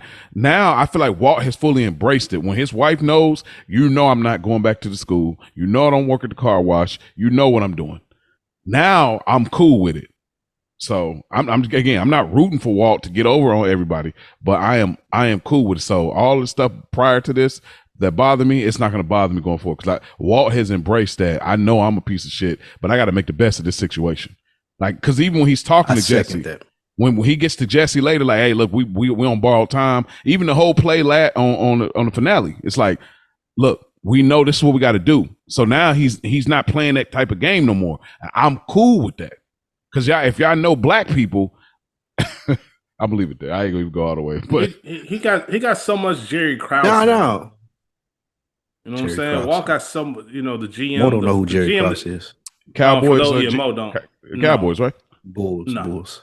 Chicago Oh, Bulls. Bull! How could I forget it? I Dynasty. seen it from the Jerry Krause. The Last Dance. You watched but just in the sense of like Dance. just really good, really, really good at what you do. Like not just really good, elite, like one of the best ever. Jerry but you're just Krause so is unlikable. crazy. Like you're just so unlikable, bro. Like I wish I could admire how good you are at what you do, but I just don't like you, bro. The fact That's this what nigga Walt said, is. yeah, great team, but good team, but it takes great management. The fact that the nigga said that, bro, that's one. Bro, anyway, go ahead, Rich. My bad. I didn't mean to cut you off. There was another opportunity for you right there. You ain't take it. That was a good quote. Back to back like I'm Jordan 96, 97. Oh, Nah, man. He need acknowledgement. When he got it, then tell him I got it. hey, There we go. I ain't gonna count that. That's 4 though. That don't count. I agree with Mo in the sense of I ain't irritated by Walt no more. Mm-hmm. As long as you ain't trying to manipulate me as the viewer in watching this show to think that you are a good person, I'm fine. Commit all the crime you want, bro. It's like you said, like we all said, like we appreciated Tony. We never thought he was a good person. Yeah. But he never lied about who he was. Mm-hmm. The whole problem with Walt and why Saul is such a good character, why Mike is such a good character, Gus is an oxymoron because he's not that, but he's still a good character. But when we're talking about Saul or Mike, it's just like, bro, they accept who they are. Mhm. Walt don't. Jesse don't know who he is, so that's why we struggle with accepting Yeah. it from him. So the problem I feel like that we are having in reviewing this series off of The Sopranos, everybody in The Sopranos, damn near except for Carmela, pretty much accepted who they was. Mhm. And we looking at these people, And Christopher. no, That's you probably the don't two. think Christopher and Carmela. they accepted who they were. You don't think Chris finally accepted he was I'm a junkie loser. That's a back of the main Not conversation we'll get into. yeah. Because he will go all yeah, we'll have you're Rich right. up all night. Yeah. If we talk, so I talk. Okay. Up all night, man. I deserve a better. No, but yeah, oh God. I'll give you that one. Yeah, watching this one and seeing how Walt act, it don't irritate me as much. I feel like he's now in that Heisenberg bag. It's fine. Mhm. It's not really believable, but okay, let's see where it takes us. It's interesting TV. Yeah. And previously to this point in the series, I didn't feel like it was interesting TV because I could already tell that he was Broken Bad. Now I see him Broken Bad and leaning into it. It's like, oh, okay, well, where's this gonna go with every other character on the screen? I like that. That was a great analysis, great breakdown from both of you brothers. Right on, Keep bro. them coming. We keep. But nah, all joking aside, that was really good. Once he does embrace it and lock into it, then it does make the show better. I think like that. That's I know I've said this. We probably mentioned it ad nauseum, but that's the biggest difference between your first watch and watching it the second time. I can't believe there was ever a world where I was rooting for Walt. Like I really felt for Walt and really thought that, hey, go get him. Like one for the Gipper, and it's like, yo, you a piece of shit. So for him to acknowledge it, Spike Lee, you said it perfectly. Like if you tell me you're a piece of shit going into it, then cool. Then you tell me what it was. I I'm a can feel my miserable shoulder prick. at that. I said it since day one. There you go. Absolutely, man. If only it was a Drake quote. Um, Oh, we move on to the next scene, and the doorbell rings at the White residence, and it's Marie. She has more bills, a fucking stack of bills from Hank's hospital visit. They seem to be getting bigger instead of smaller. Don't know what's going on with that. But she continues to ask Skylar to let her know if it becomes too much. Real quick question before I finish up with that scene. Would that irritate y'all? Like if you I offered, knew we was gonna have the same question because I was yeah, gonna ask the same. Like, I don't know if I would be more irritated if they brought the bills to me and acted like it wasn't a big deal because I said I'd take care of it, hmm or if I would be more irritated when you try to act like I'm so sorry. I know it's a lot, and let me know if you can't handle. Bitch, shut up. Give me we're, that bill. Like, we're I not don't doing know this which every one I time. would be more. Yeah, I don't know which one I'd be more irritated about. Yeah, that's a great question. I didn't think about the opposite of it, but you casually just dropping it off like it's my duty to pay your bills. That would Yeah, piss me off. like, hey, here you go. This much. Like, what, bitch? Yeah, that Like, would piss it's me still off. some But also, conversation that need to be had behind these. yeah, Like, it ain't just you I dropping need these that off humble and I'm voice. paying. Yeah, I need Yeah, that yeah, humble I voice need every it. single time. Hey man, Yeah, I'm just like, really I need call all me of before that. you pull up. Yeah, call me Yeah. before you pull up. Ask me in my I breed. was Do I got wondering, can I get do I some got a couple water? of minutes to go over the bills for this month? Like, all of that we need. Yeah. Ain't no Yeah. I was in the neighborhood. Here go the bills for this. Ah, hell And a no. stack of them. Like, do we got an arrangement on when you And dropping they these off? keep going Like, up. Like, It's like, bro, no. Like I don't want you to. I don't want them one by one, but also like don't bring me fucking 11 bills at once and talking about some yeah. Like nah, bro, hold on. that's what I'm It's getting saying, bro. crazy out here. Yeah, and it's like, No. hold up, bro. He at home now. Why is it going up? That's the first. Like, are you serious, bro? He ain't even in the hospital getting charged. Like, what are y'all doing? I'm coming over. What's going on? Hey, black people I'm crazy. I'm a Hey, we cheapskate, so crazy as I black will be the people 'cause Crazy nigga. to say But like, this. hey man, next time the rehab come over, let me know. I'm gonna come over. I will see. I want to see I want the to see what I'm paying for. I want to see what I'm paying for. Hey, I that's some swear. nigga shit right It there. That's some is. nigga shit. Cause like that conversation that she gonna have with like if y'all were like locked in for real, like not how Skylar and Walt is, but that night when she come lay down, she be like, yeah, they brought the bills over. Like that's a whole conversation that's gonna be had. Like, bro, what the fuck is this? Oh no, we going over there. Like next time that doctor come, we going over there, bro. This don't even make no sense. Is he That whole walking yet? conversation would have been. Hey, if I go over there, you fucking looking up minerals and you ain't shaved this shit, bro. Hell nah. Okay, we The gonna get fuck y'all there. got going on over here? Because You I'm niggas about to is cook. crazy. But look, because when we offer help, we offer help with an unsaid limitation. Like Yeah, that's like saying bless you, right? If you sneeze more than twice around black people, yeah, we gonna give you that look exactly. like, hey, It's bro, over that's with. exactly. You ain't getting no more bless yous, Yeah, bro. it's That's Over it. with out Yeah, there. we Hey, hold if whatever we hold happened the after this, door and got it. you walking with the slow pace, there's a certain amount of time before we ain't holding the door. Like there's just black people ethics. This is how it goes. If you got black friends or black wife husband, it's just how we are, bro. That's hilarious. We feel entitled to a nigga's house to see what's going on with his therapy because the bills are getting too high. We crazy, y'all. We I paying love for it. it. We paying for it. I That know, but is there's still the so audacity of it. fucking good, and that's the only place that you gonna get shit like that is a podcast like this. Because we Yeah. looking at these white people, and us as three black men thinking like, nah, we pulling up. Like, ain't If you go to hold on, there's time no out. way, there's Who no has way it that you up? pulling up to my crib with a stack full of bills, and I'm gonna be like, all right, I got Then you you. telling me Like, it's no, going up. nah, we got The price Time of the out. brick. nah. Time out. Who has this episode up right now? I'm looking at it right now. Go to 10 minutes exactly. Like no seconds. 10 minutes exactly. Look at the smile Marie got on her face as she's knocking on her door to give her this news of I got a million bills for you. Like it's just that what's that white people smile, Oh the man. smile they give you when you pass Bob in the hallway, but they don't want to speak, but they don't want to look racist, so they gotta acknowledge you, but they give you the little half. Like that's That how one she's where at the you nah, door. it's you know what that's the one where you walking in the bathroom and they walking out in corporate America and they just They absolutely blew it up, slaughtered it in there. bro. And you walk in there, you like, bro, come on, And we man. didn't even bring up the fact that you woke me up for this. Like you woke me up on a fucking Saturday morning, whatever it is, for these fucking bills. And you ain't you talking about you can't come in, you can't stay, you gonna drop them I off gotta and run run. errands, bitch. What kind of Hell no. errands you got? What kind of money? You ain't got no money for errands. You need to be going back home. Hey, listen, we Matter of would have been. fact, go pick up some breakfast for me and Junior. Hey, listen, Go we would around have the been. corner, pick up some breakfast for me and Junior, man. That's the least you can do. You need to come I with donuts, swear to coffee, God, something like that, bro. Stop fucking Listen, playing with if me. this was a black you- conversation, Oh, Scholar man. would have said errands. Bro, What you finna go do? wait a minute. Man. You're helping Hank shit, and the price then went up. Hold up. I'd have asked her, they said, Aaron's like a part-time job. Hey, listen, I would have been asking, hey, what's the value menu on this? Like, what can we do without to help his recovery, bro?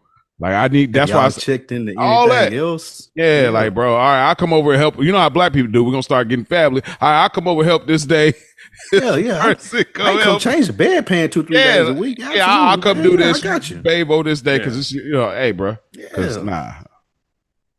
That's Hey, man, funny. yeah. As fuck. Hey, man, that shit. Is Anna Gunn pregnant here?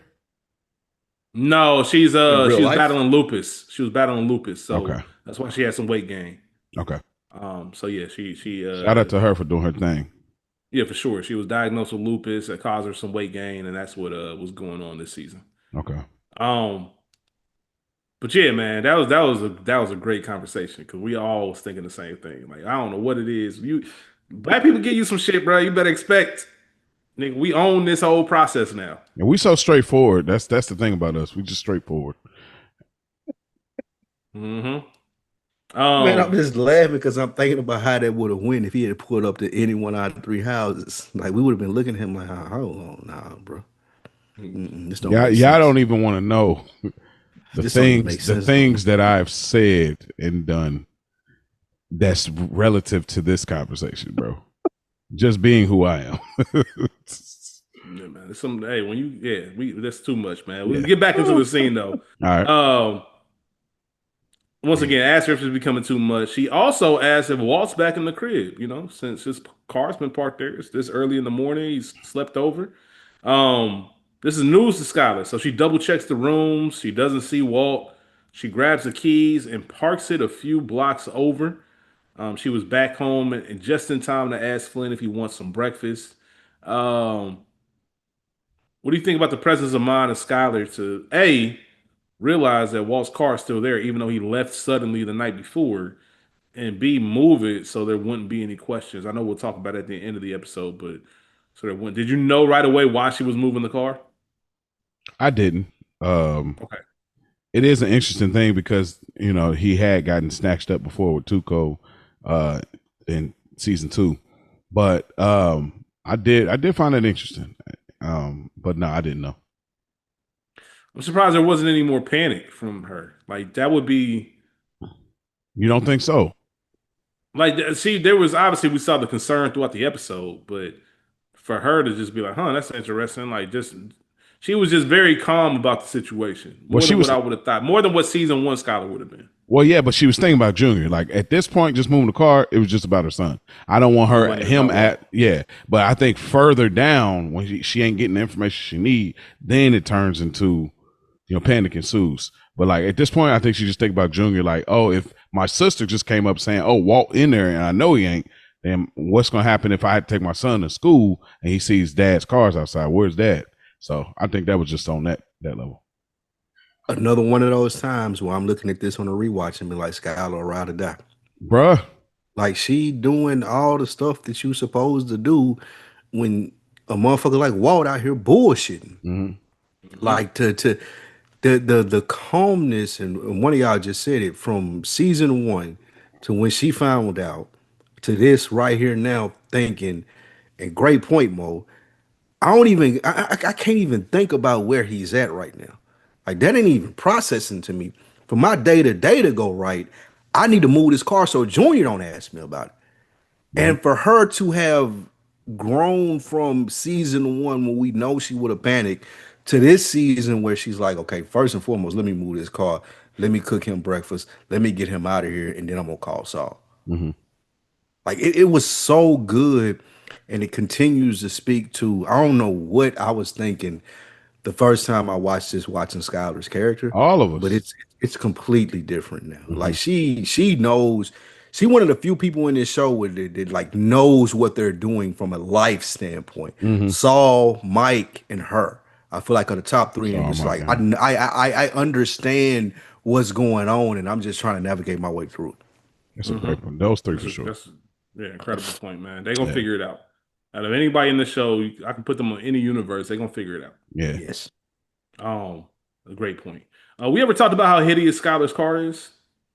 We ever like spent Yeah, time on nah, that? but Like, it's pretty bad. it's fucking bad. The Wagoneer man. with the wood print is crazy. It's Yeah. There's no nasty. reason you should buy that. That's a car that somebody My gifted auntie you. had that. Did she Yeah, buy that's it? Or that's, somebody that's give it to you? definitely I that's don't definitely remember. the auntie Somebody probably that gave it to always her. has hard times. And Yeah, that's you her got to car. look out for it. You gotta. Hey, that was passed on. She Hey, ain't got no note. Just go ahead and take it. That's one of them. they had to Facts. revert that. Those cars had the reverse chairs in the trunk. I don't I know nothing don't know. about that. Yeah, I think if it's not that, it's another one that has the wood paneling. But they had the Reverse reverse. chairs in the Like, trunk. What yeah. is that? So What are you talking about? you You you talking got about the far back, you can turn so around the and look chairs out are the back other way. window. So yeah, you're sitting in the trunk looking out the back window, like if you wanted to use it that way, or you could fold them down as a regular trunk. But I feel like we was in that, bro, and we thought it was cool at the time. Wagoneer. That's what it was called. Wagoneer. Yeah, we thought it was cool. She used to call her hoopty, but you know, but it was cool though for the time. But yeah, it's hideous for sure. Could you imagine your wife pulling up in a Wagoneer? I feel nah. That's what I'm saying, bro. Like going back to Acid Jack's email or whoever sent it in the email. How Walt go from the cold open, the last episode to this? Like, bro, you that Walt would have never had his wife drive a Wagoneer, especially with the wood print, like the wood. Man, Yeah, for On sure. the wood on the outside? yeah, that's sick. What are we doing? That's sick. Like, where do you even find that? The Like, who cabin. sold that? They laughed their ass off when she left the lot. They laughed somebody their gave. ass off. Somebody gave that to Scholar. They How you had go to. from ask for You don't some buy chicken- you don't buy those cars. You know when you be out on the road, you be like somebody gave that nigga. That was used car that bought for sure. Yeah, Like somebody gave that nigga that car. he bought that right after. No, he- not even used. No, bro. Somebody gave them that car. Oh, we need an extra car. You know, Sign the Junior got to title go do over. this. I got to Maybe. work. Yeah, like somebody gave them that car. They didn't buy that car. Ain't no way they bought that car. That shit hideous, man. We move on to the next scene. We're back at the super lab. That's one thing about this episode. We're in the lab and then we rotate to whatever's going outside and then we're back in the lab. Like it's not a bottle episode like we talked about with Fly, but there are a lot of scenes that are combined, I guess, for lack of better terms. But we're back at the super lab. We still got the same four characters: Victor, Mike, Walt, and Jesse. They're in there waiting. Mike even has his feet kicked up, so they've been waiting here for a while on their next move. Walt speaks up and says, "You know what? By my estimation, we're 10 till 9. We need to get on Gus's schedule and make sure we get a cook going." I know he might be mad he might be mad right now, but he'd be even more mad if we had to forfeit an entire batch. Let us cook. Isn't this what this is all about anyway? Victor, once again, visibly frustrated, gets up and begins the process of a cook while Mike sits there in silence. Fellas, what did you think about this scene? This is so forced, bro. Goodness gracious. Like it just don't look right. It's like you're not going to convince me security knows how to cook and has the whole cook method down. Because nothing about this character gave off brilliance. Yeah, maybe he's observative, but he always seemed more like observant because Gus told him to observe versus him having a natural knack for being observative. If I'm saying that right, observative or whatever the word is. So it's like when he's just when he's just coming in like all of a sudden, I watched the recipe. It's all about cooking. It's not about it just don't work, bro. Like, you think that's because we just don't have enough for that character? Like it just doesn't fit. It's almost like it's literally like if you brought some new character into this one episode. Yeah. All of a sudden you got these lines like, all right, then like we get Huel for the first time in the next scene, right? Right. And Huel, everybody knows Breaking Bad lore, Lavelle Crawford, but this is his first appearance in the show. It's almost like having somebody like that, but just happen to be in the lab and you sitting there like, who are you, man? Like what, bro? But even nobody with Huel, explained your character. Even with Huel, it makes sense though. Like you're a big black dude sitting No, in the that's my lobby. point. Huel does make sense, but it's almost like just a new character thrown in a crazy scene. You know what I mean? Like that doesn't know anything. That what happened in that last episode was too big of events for you to just have Victor all of a sudden have these big moments and these big lines. Agreed. It Yes. just So feels out of we all character. on That's the what I was same getting page, to. yeah. That's what I was So getting to. Yeah. looking at him cook this was cringe word. Like Yeah. this is like when to throw some shade out there to other shows that we use in comparison sometimes. This is like when you're looking at McNulty do the serial killer shit. This is like when Game of Thrones last couple of episodes when you're seeing Daenerys do the wild shit that she did at the end of the Game of Thrones. You're like, bro, what's happening right now? Why is this? I don't care. Like, there's no scenario where dude is cooking this meth that I care because you've already built it up in such a different way for me, the viewer. Because you're telling me that Gale, who went to school to be a pharmacist or whatever he is, a chemist or whatever, you telling me that this dude is the one that you chose to build a lab and to have all these things um, chemically aligned and all the vats and things that you use, like you used an actual chemist to do this, and then you go recruit Walt after that because Gale doesn't feel like he's a professional. But then this random security guard dude goes and start cooking the meth just like Walt can cook it. That don't make it makes no sense. Bro, It don't crazy. make sense. No. Because if that was the case, then Gus would have been a smart businessman. He would have just went and found two niggas like Jesse that cook meth. That would have been a And he would partner. have that would exactly. And they he would have came, he would have brought them in. Walt would have showed them how to cook. He would have paid Walt. Walt would have went on about his life. These two junkie people would have been cooking meth for him, and that would have been the end of Breaking Bad.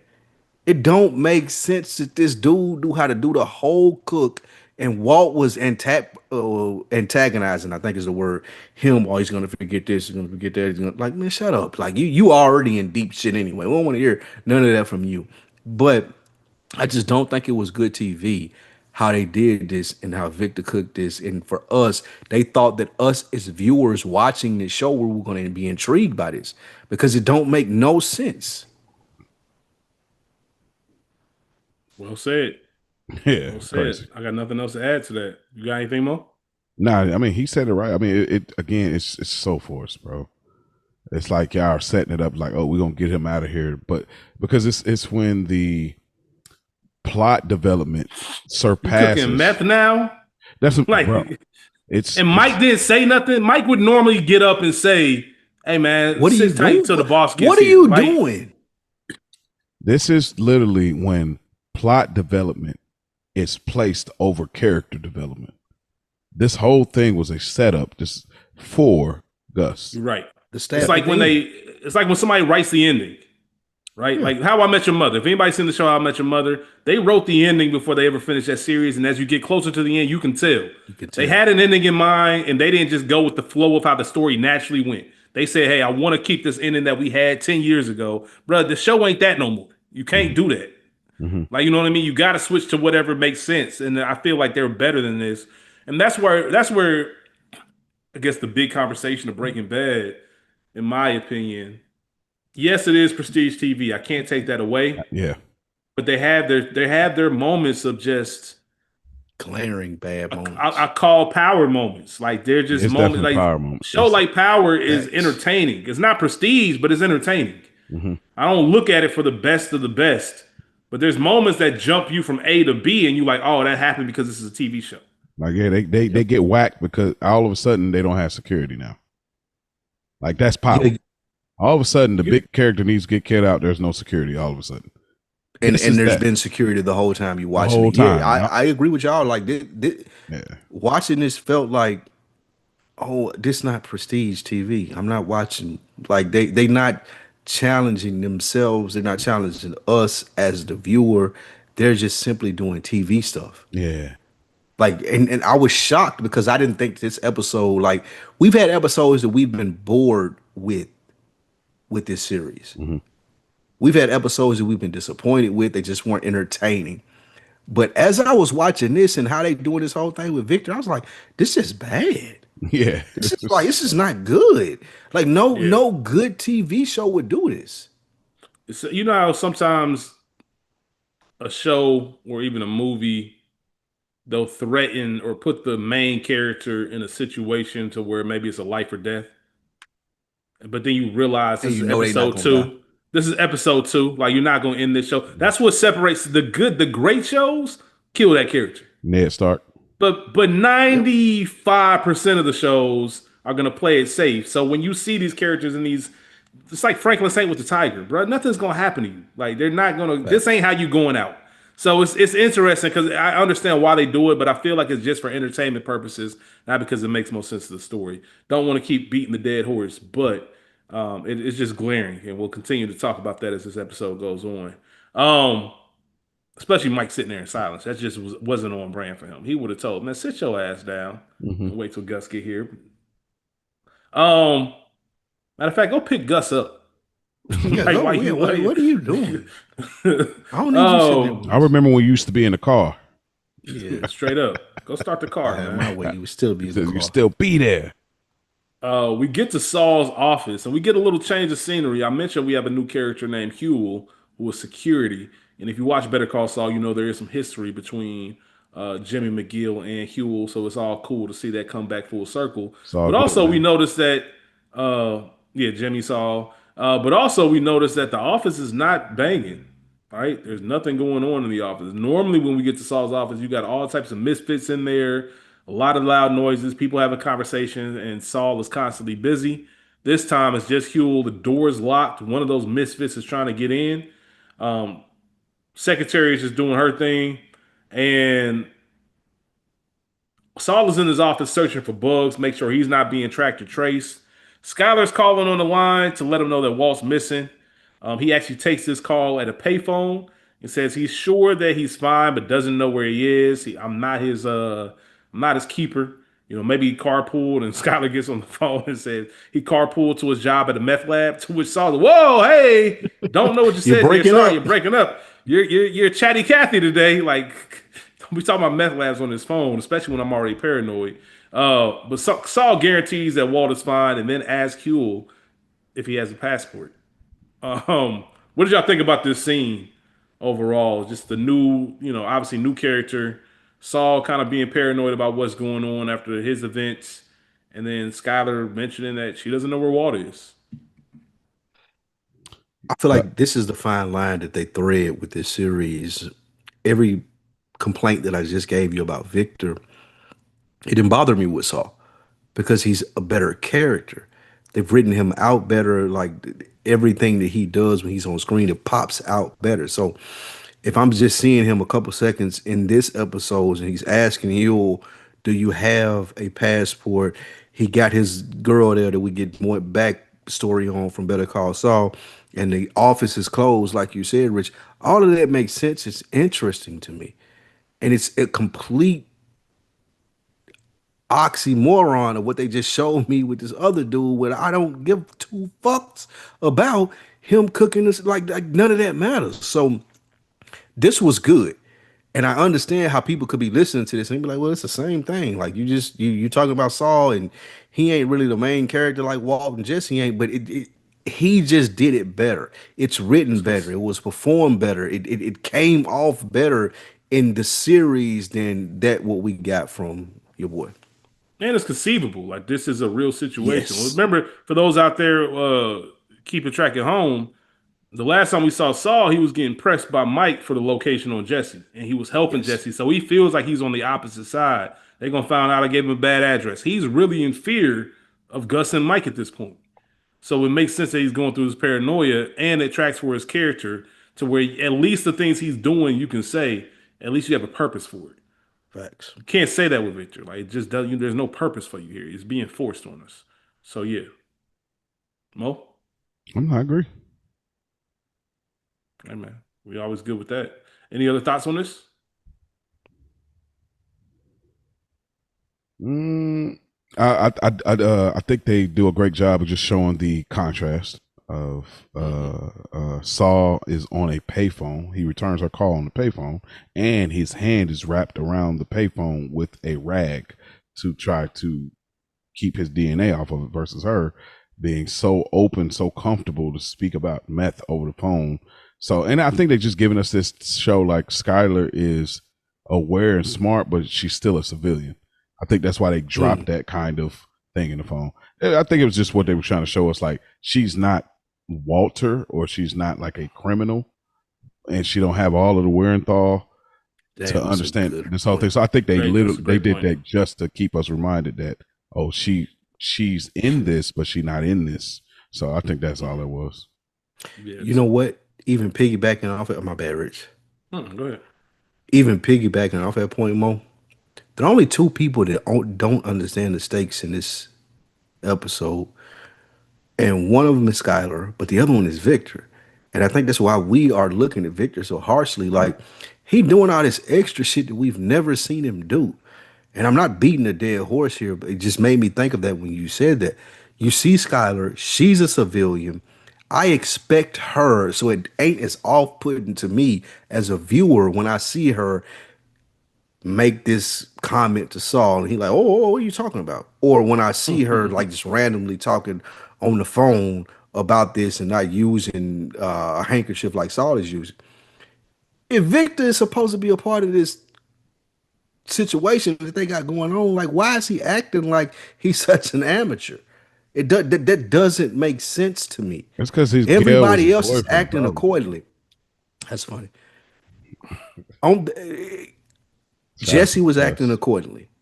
I just killed somebody. I don't got nothing to say. I'm trying to get my thoughts together. Mike was acting accordingly. I'm trying to figure this out too. I'm wondering what the boss gonna say. I know I should kill you already, but I'm still waiting on directive. Walt, he acting like Walt. I mean, what are the expectations there? The only people that I feel like acted out of character for this episode were Skylar because she's a civilian, as you said, and Victor bitch ass. Yeah, perfectly put. Absolutely, man. Absolutely. Well said. Well said. Dropping the meth lab on the fucking home line is insane, by the way. Boy, Like that's almost like you green as hell. Um, Skylar, on a look for Walt, drives to Walt's place, his condo, and snooping around, realizes she can't get in. So what does she do? She calls a locksmith. She calls a locksmith, pretends that it's her home, and she just lost her keys, her identification, her purse. Everything's in the house that I would need. She's holding Holly, which helps her case. Um, Telling a story about how tough life is. You got this older gentleman who's the actual locksmith that pulls up. He's pretty much saying, "Hey man, I can't do nothing for you. It's not me, it's the law. I want to help you out. I know you in a jam, but literally the law says, and you don't have anything saying who you are. You could be a crazy person just trying to break into this house. Can't do it." Um, Once again, Skylar's just so skilled at this. Acted like she was having a panic attack. Has him hold Holly while she's crying. And I really wonder, like, if Holly wasn't crying, if he would have had the same effect. But there was so much going on that he made the decision, like, man, fuck this. Like, I'll just let you in. We'll bill you. Go on about your day, man. Good luck. She gets in the crib, snoops around. She sees the eye from the bear in the crash, but there is no Walt. Got to give it up to Skylar, man, for using her resources. She knows how to figure things out. What did y'all think about this scene and her going to the limits of calling the locksmith, knowing she didn't live there, and still making her way into that apartment? Skylar skill, man. Hey, and when you know you got WAP, like there's just different things just open up for you in life. That confidence is just different. Hey, if you just watch the women navigate the world that know they got WAP, like it's fascinating. Yeah. And Skylar showed that in this scene. Like real life movies, TV, you watch it, you see, you're like, yep, she knows she know what she got. Skylar did that here. I think this was a dope scene. Again, it's showing a progression, or it's showing the capabilities of the characters that we're watching as viewers, and it's giving us a bad taste in our mouth with people like Victor or people like Walt, but also at the same time with Gus and what he does. I feel like with Mike, I feel like with Jesse very subtly, I feel like with Skylar in this scene, like they all showed us like here's the potential, here's where we're heading in season 4. Yeah. I think this scene was a reach. From the sense that, like, again, the baby cries on cue. It feels on cue. Part of that magic. Yeah, part of that TV magic for you. Yeah, 2 on cue. Hey, listen. And you can do everything when you got WAP, Mo. Hey, listen, I believe it. That's she leading the way. You know what I mean? I believe it. Like every time I watch this now, I think of that, and I'm like, y'all have no idea the capabilities, the power that she's walking around with. She's just walking around with it so subtle. Like I think about this to Anne Marie too. Like I was like both of them. Yeah. Both. I like you have no idea what it's like to be and it's number Albuquerque. And New Mexico? Yeah. Come on, bro. Yeah, man, we running this clean shit, up bro. in this little town. Run laps around this shit, man. Clean up in this. This is easy work, man. Oh man. Yeah, that's it though. That's all I got on that scene. Yeah, just knowing that she got the power to do what she wants to do and needs to do. So shout out to Skylar for that. But didn't find anything, so we move along. We see Marie pull up to the crib, and I didn't know women did this. I thought this was a man thing. I didn't know women pulled up to the house and just shut the car off and just sat in the driveway for a minute. Like you saw the look on her face, like I do not want to go in this motherfucker. I don't want to deal with him. I don't want to deal with his pissy mood, his negative attitude. You just saw that look, and I've never seen that from a woman's point of view. But Hank is miserable, so we go in and we see why she doesn't want to see him. He looks crazy. The room's a mess. He's unkept. He hasn't shaved.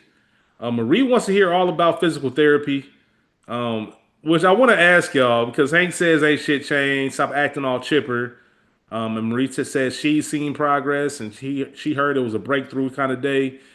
If you know Hank is just a pissy dude, and once again, it's on brand with Marie. She's been this way the entire series. Would you even bother trying to get details like that, knowing it's just going to piss him off, or is that just who Marie is? You know what? To be honest, I think Marie is happy that she has the upper hand right now in the marriage. I think she loves this shit. She's loving this. That's why she's not bothered by his douchebagism, because she's happy to have the upper hand. Like he be talking to her crazy. We've seen it. We was in the shower. Like he's the cop. You know, he has the like high risk job, and he's like very alpha male, or at least tries to appear to be. And so I think she takes pleasure in this idea that like you're at my disposal. You know, I do think she takes real pleasure at this. So yeah, that's what I gathered from it, because it's like, bruh, you should be able to read the room clearly, but you know, but like this is You thought you when she pulled up and she's sitting at the house and she take the deep breath, you thought that she felt like she had the upper hand. I think she knows. I think at that point it's just like, yeah, I have the upper hand, but man, this is a lot. It's just certain shit I gotta deal yeah, with like literally having the upper hand. like she literally had to get him to get them pants down, so he you know what I mean, he can take the Browns to the Super Bowl, bro. Like That's crazy. That's crazy. This is one of the rare occasions where I can see both sides of a Hank and Marie yeah, interaction. Because I get how she trying to be in that. They ain't doing it, Rich. I ain't doing it. We're not doing it. I get where Marie is coming from. I do. I get both. You being a miserable piece of shit. I don't want to do this. You're making it even harder than it's got to be. I'm trying to be a good wife, celebrate your wins with you. Oh, you accomplished this today, and you still being a bitch. You being a bitch. But if I was Hank, to his excuse, I would probably be being a bitch too. Like his attitude is probably the same attitude that I probably would have if I was in this situation. Like, leave me the fuck alone. I can't walk. I shit on myself. Mm-hmm. I'm collecting fucking rocks. My life is miserable. Mm-hmm. Leave me alone. So I think they did a really good job in making something. You spoke to this mode as we were reviewing this earlier. Like, I don't give a fuck about Hank or Marie at this moment in time. I do not care. I don't, like, somebody could have pulled up to their house right there, shot both of them. They died and the episode ended, and I'm like, okay, cool. What's gonna happen next with Walt, Jesse, everybody else? I do not care what they got going I'm with on. you. I'm with you. But they're trying to make this. They're filling the scenes with stuff like this from the whites that we wouldn't normally find interesting. I know their last name ain't the whites, but I'm just saying the whites in general. Like they trying to make stuff like this interesting, and it don't work. It don't work. Yeah, my white label had to go white label. What's that, 6? I'm about to say, how many is that now? What do y'all think about Hank's new hobby, minerals? I think you pretty much said it. Nobody gives a shit. It's where I feel like it's supposed to tie into meth crystals. I feel like it's supposed to tie in. There's probably some written thing online somewhere, but I don't care about it. Hey man, to him, the look on his face to have to admit that he got to go to the bathroom. Number one, that was real. Dose. Hey, that's a different type of love. Do that. I don't even think I could do that. Well, think about it. Here's your options. Tell her you got to do it, or just do it on yourself, and then they change it and wipe your ass. Or I'm just taking all the pills right here on this desk. Yeah. That's a weak shit, Spike. It's one thing when he said it in Apocalypse, like, all right, but this man taking pills, get himself out of here because he need help to take it Mo, listen. Mo, if I gotta wait on my diaper to be changed, go and cancel me, bro. It's over with. It's only a temporary, so small setback. Roll me off a cliff, bro. Minor setback for a major comeback, man. Yeah, roll me off a cliff. That part. Hey, listen, once you recover, Spike, hey, if I was Walt coming over checking on them bills, like, nigga, this nigga can't even take a shit by himself, but y'all niggas, hell nah. We need a discount. Hey, listen, all you got to do, Spike, don't take those pills. I give you a pill to take for yourself. Once you recover, you get back to regulated, man. Get you some Blue Chew, man. That feel better about yourself after that experience. Hey, nigga, I'm turning that whole pill bottle up like it's a water bottle, nigga. Get me the fuck out of here. You were insane. Nigga, like Flintstone vitamins, nigga, chewing all these motherfuckers. I'm out of here. Yeesh. Hey, y'all niggas silly, man. Yeah, man. Yeah, that's pretty much it. I was shout out to Marie, the dedication of love and marriage, because that was the first thing I was thinking too. Like, you gotta wonder about these things. Worst case scenario, would I change this motherfuckers' diapers or wipe their ass? Mm-hmm. Spike Lee gave his answer, so eligible bachelor over here. We He looking for someone. He looking for a Marie type right now.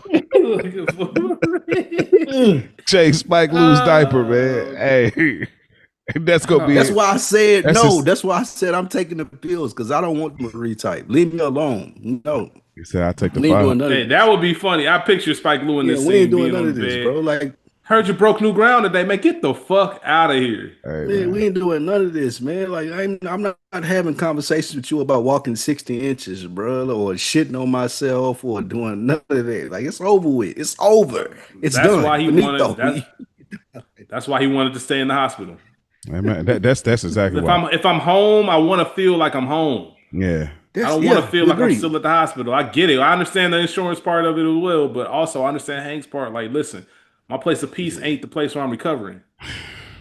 I'm not married, so I just feel like I couldn't do that with my wife. You ain't?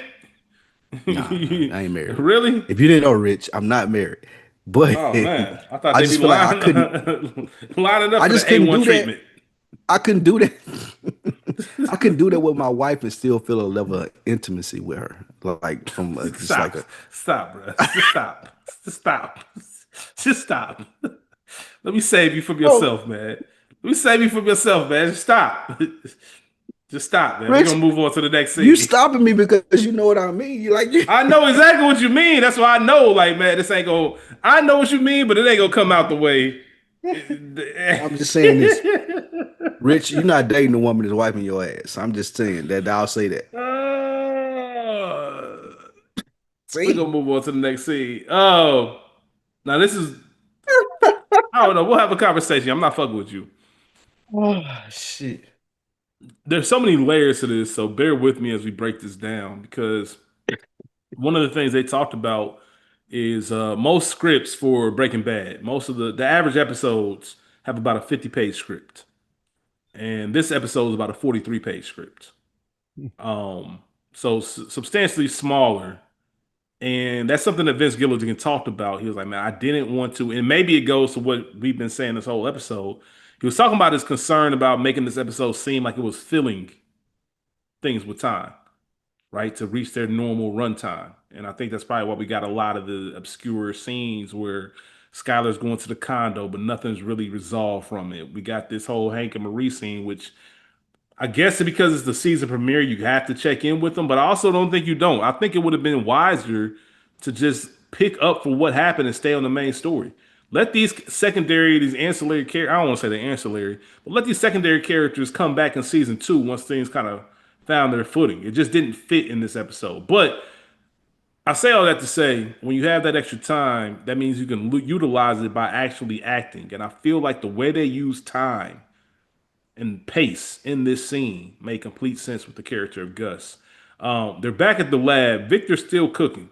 And Walt is doing that Walt thing that we talked about earlier, just giving his 2 cents about, hey, we should be wearing masks. I bet Victor gonna forget the aluminum. I guarantee it. I can bet you anything. He's mocking him. Pretty much on that, like, I'm better than you. I'm better than everybody. You don't know how to do what I do. What happens if X, Y, and Z takes place? Like, just doing that whole Walt thing. Victor didn't forget the aluminum.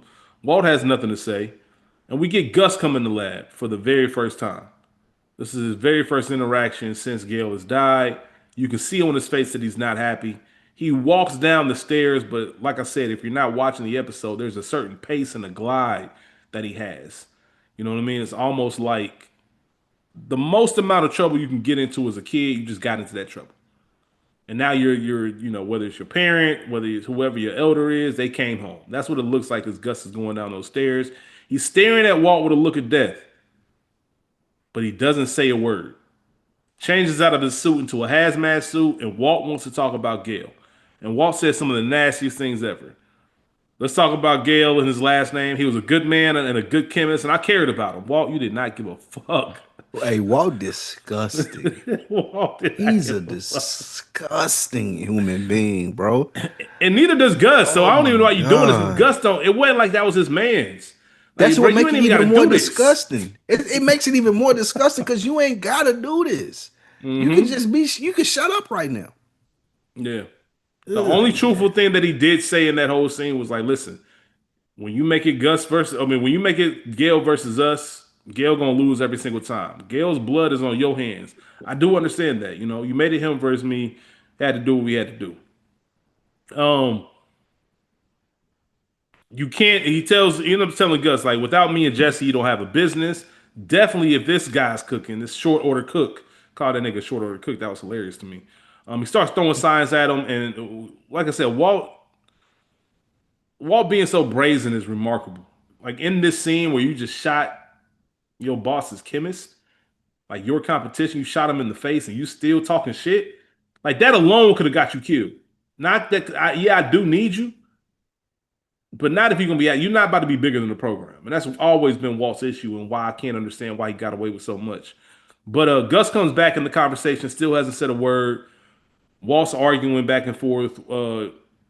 Gus grabs a box cutter, the same one from the very opening scene, the cold open, and that's when Walt starts pleading, telling Gus that he'll have nothing. The shot is framed. The way they shoot it is to make it makes it look like Gus is about to stab Walt because he has the box cutter near him. They're shooting at a certain angle, and then we see Gus move. And he goes over to Victor and he slits his throat. And even Mike pulled out his gun. Like nobody expected it. All this while not saying a word. Kind of puts a chokehold on Gus, so we watch him bleed out. We see the blood splatter all over Walt, all over Jesse. The first real shot, I think, and correct me if I'm wrong, this is the first time we realize how cold-blooded Gus is. Mm-hmm. Like you're not just the person behind the desk pushing buttons. Like you get active. And you do it in such a menacing way that nobody's ever gonna forget that.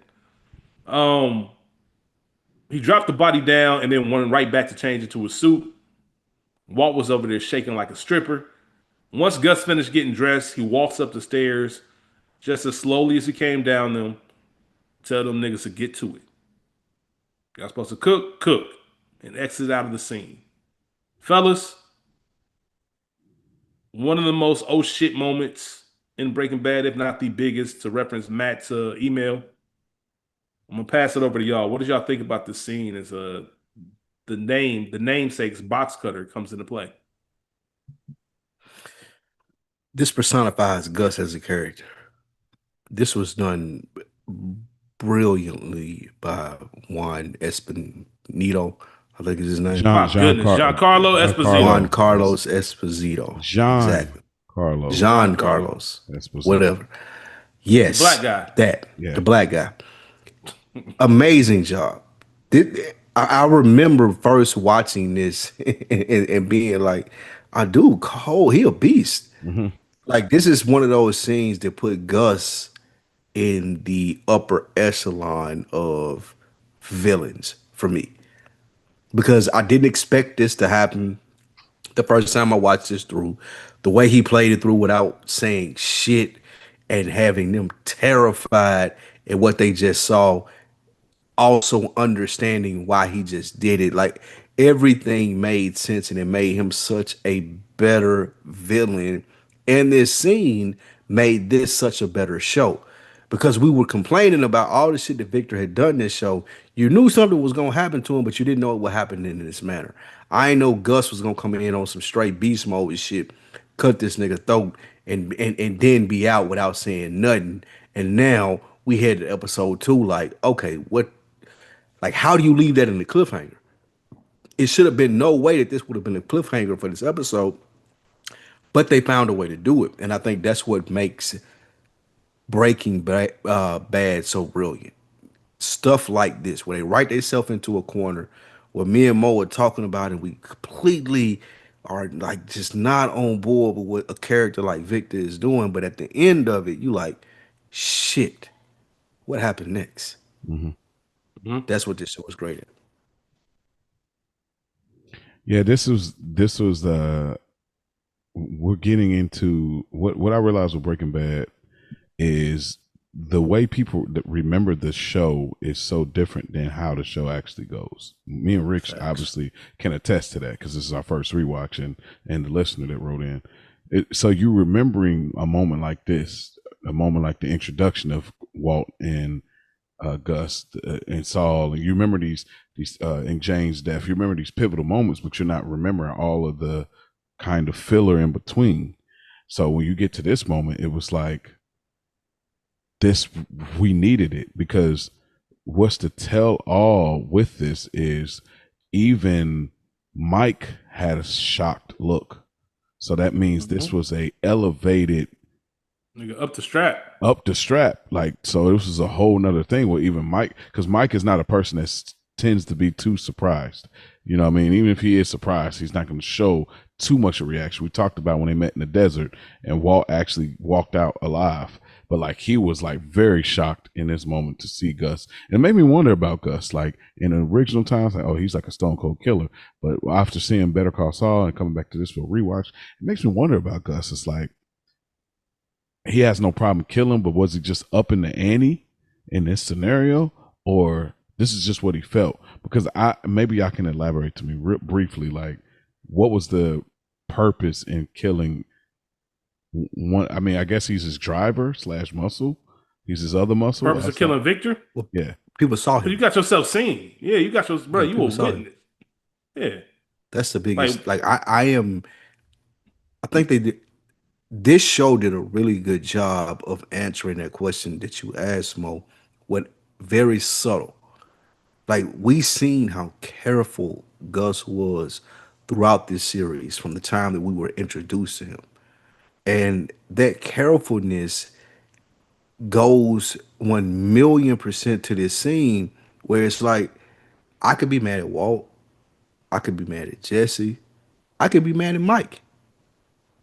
But the person who put me in the most danger, who exposed me the most, is Victor.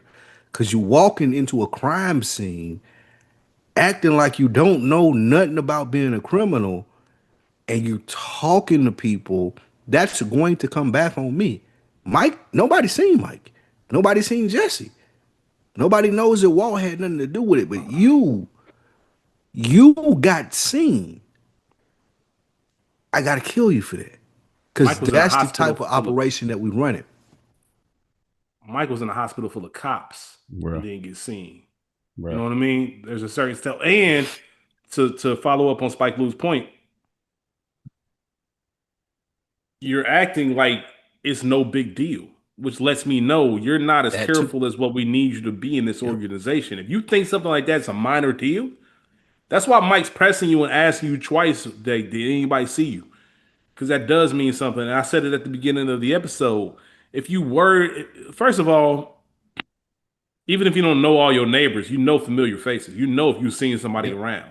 You're an unfamiliar face who popped up at a murder and you went into the apartment. Bro, you a liability now. I'm not risking everything I got on the counts that you get scooped up.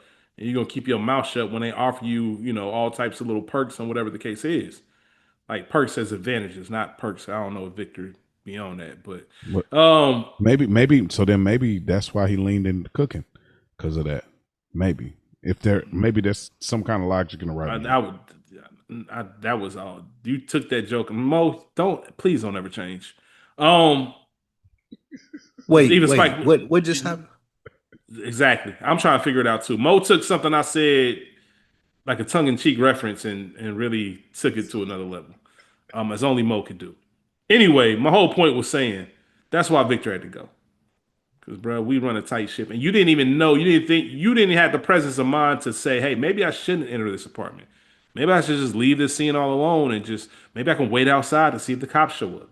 Maybe if an ambulance comes up, get a peek there. I ain't got to look at him dead in his face to see the bullet to confirm. You got to be more careful than that. Any more thoughts on the scene itself, just as far as Gus? I do agree with you.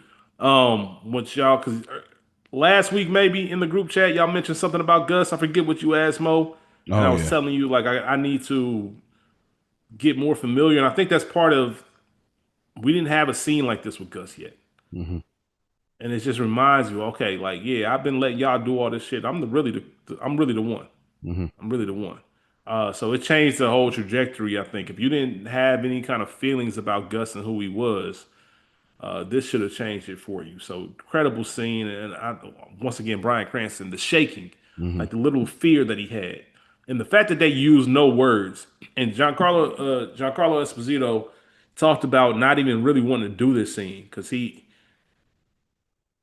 he was worried that he was going to take some of it home with him. He absolutely didn't want it. Like he didn't want Mm. that energy to travel with him. Like he was very like the way it was done, all of that. It's funny at the premiere of like Bryan Cranston's daughter passed out because of all the blood. Like when she saw it on screen, like it was a lot. It was very intense. They said on the set.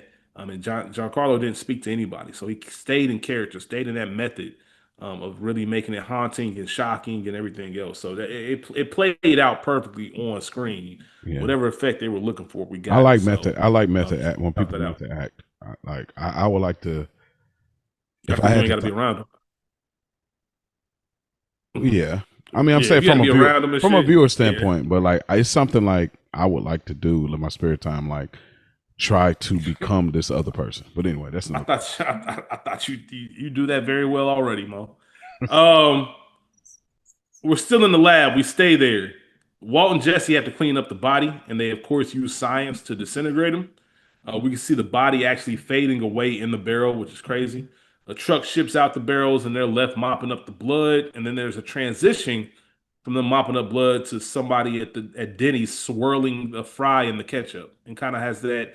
I just always appreciate clever stuff like that when they kind of make those transitions seem make those seamlessly uh, a seamless transition. Shit, I can't talk.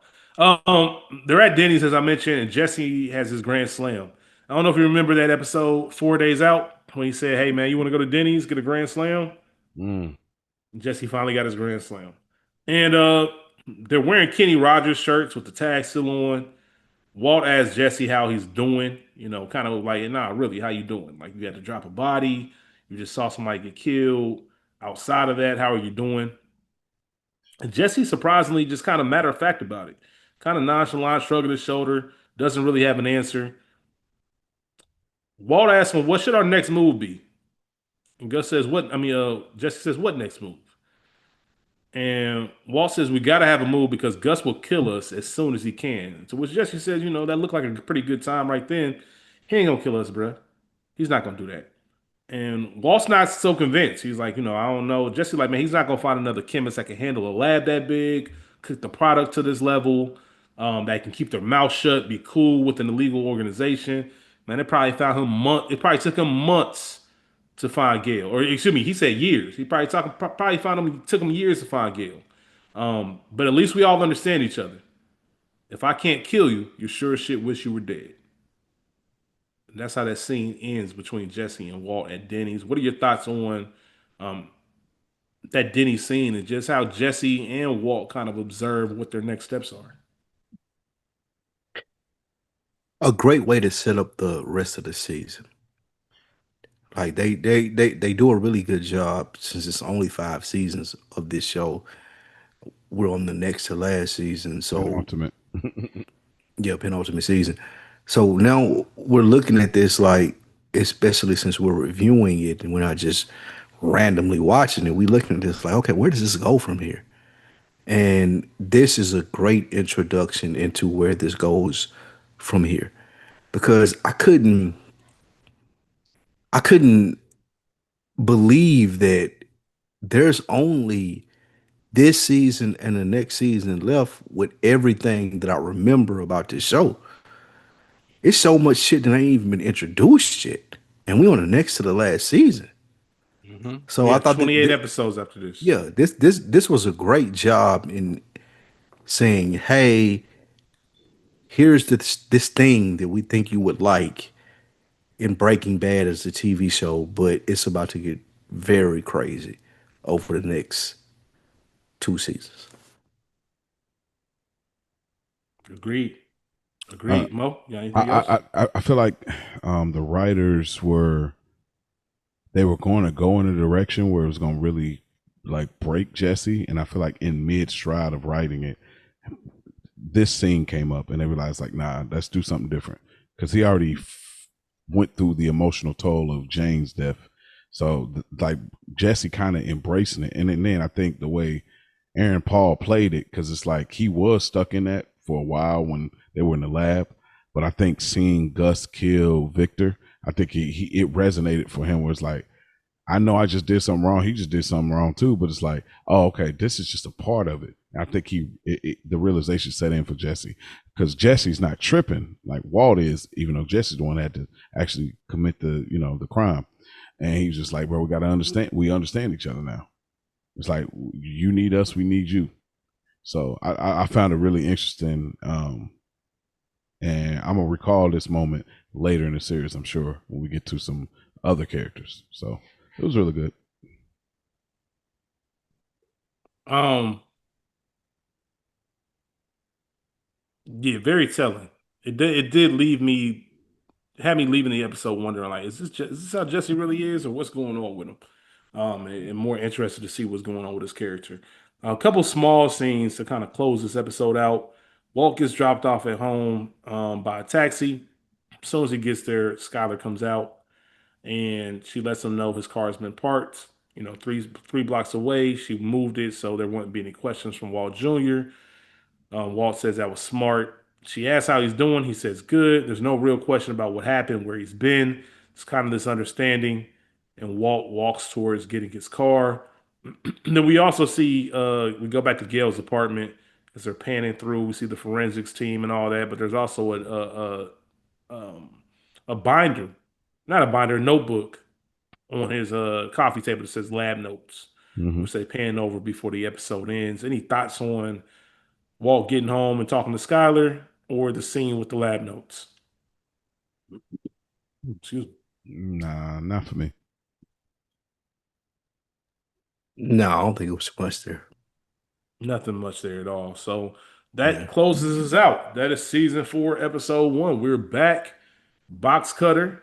But before we leave, we got to make sure we hit some of these categories. I want to ask you, brothers, more interesting plot between Walt and Jesse as we head into this new season. Who are you more interested to kind of see what's going on with their life right now? Walt had a little bit more this episode.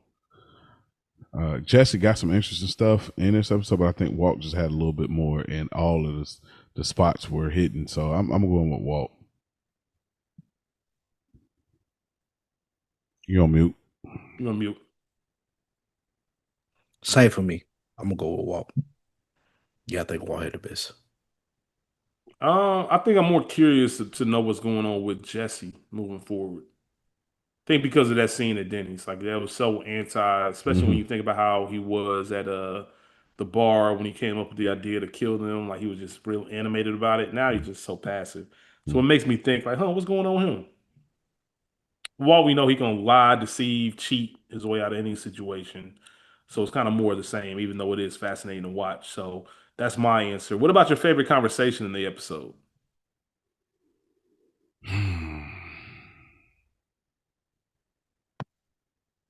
This is a tricky one on this one. Um, well,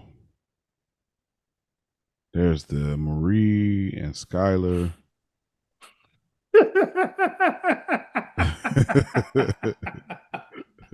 What? Hold on, man. I'm sorry, bro. My nigga Spike Lou hilarious, bro. This nigga took the time out of his day to find a post about what his favorite Luther Vandross song is and post it up being recorded. He's tapped out. He said, I'm done with this shit. Let me go find my song, post it, do all that shit. That shit is hilarious. Yeah, I probably go. I'm gonna say yeah. Yeah, I probably go with the diner scene. Just Yeah. go with that. It wasn't a lot of this episode wasn't a dialogue driven episode. It was more of an action driven episode. So I'll just go with the Jesse and Walt. Yeah. Favorite scene? No, No, conversation. Yeah, that's what happened when you listen to Luther. Yeah, that's true. Forget what category Favorite we're on. conversation. Marie and Hank Mm, just figuring out that dynamic. mm.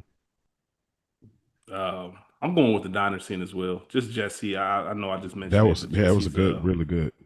yeah, just his we understand each other. Like for there's not too many moments where Jesse's picked up on something that Walt hasn't. Exactly. Walt was confused and lost and like, what are you talking about? And he also represented the viewers because we didn't know fully what he meant either. Like, what do you mean we understand each other? Like he'll kill us? Nah, man. We'll wish we were dead. So I get it. So that's my favorite conversation. What about best scene? I mean, obviously the box cutter's up there.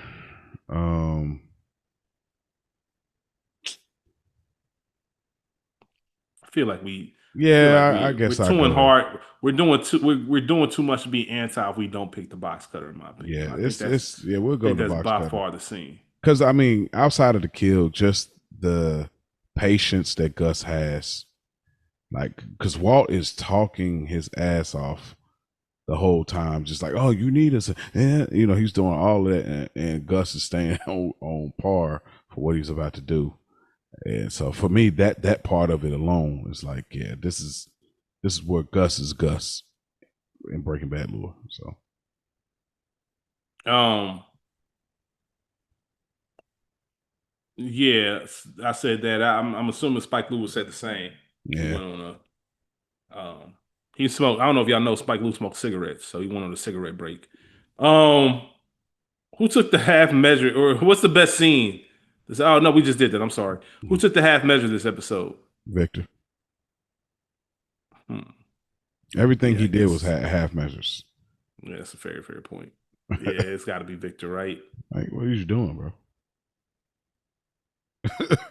Part of me wants to give it to the locksmith, but it's got to be Victor. Yeah, but Locksmith didn't lose anything. Bro, he about to lose his job once I report that they let this motherfucker in my crib. She don't live here. Well, all you got to do is send the bill. Like, he just sending the bill that way. Like, Nah, I'm just saying. I'm calling in. What do you mean, locksmith Bill? Who was that? When did I have a locksmith? Who came in my house? Oh, you're saying like, You know what I mean? Just I'm being very facetious, okay, but at that's the a good same point. time, uh, yeah, it's got to be Victor. Okay, It's got to be yeah, Victor. yeah, I think so. Um, MVP.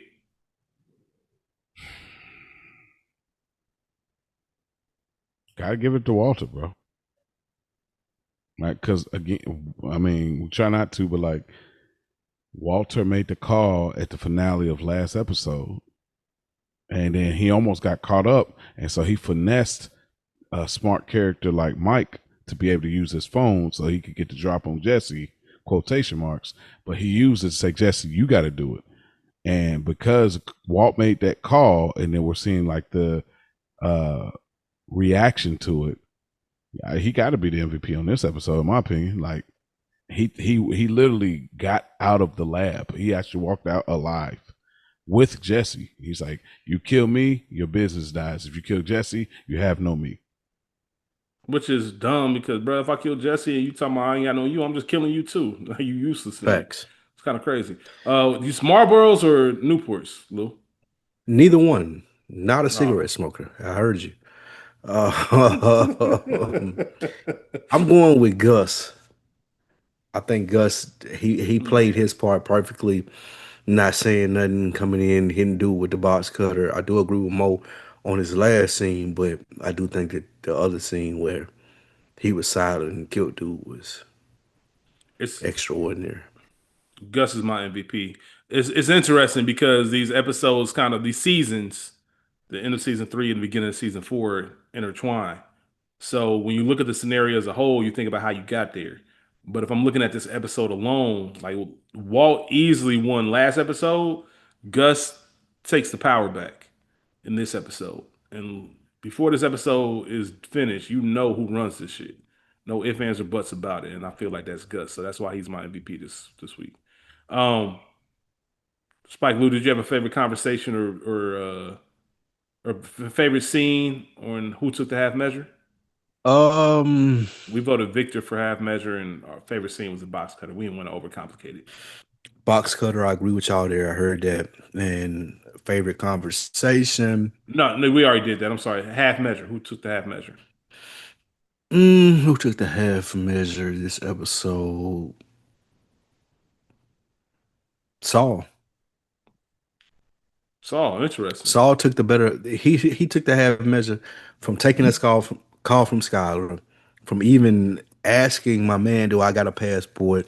Like just even being directly involved with these people who just the last episode, Mike, who is your man, supposed to be, is threatening you. Like, nah, I need to get out of here. He took the half measure. I ain't mad at it. Most importantly, fellas, we got to rank the episode before we get out of here. It's a mid pack 96.2 or Blue Magic. Yeah, it's definitely that Gale pack, and not that 96 too right there, man. 3% make a difference. Yeah, 96 too, just because of all the weird shit with my boy. Yeah, This is the Skylar and Marie stuff is what takes it away from Blue Magic for me.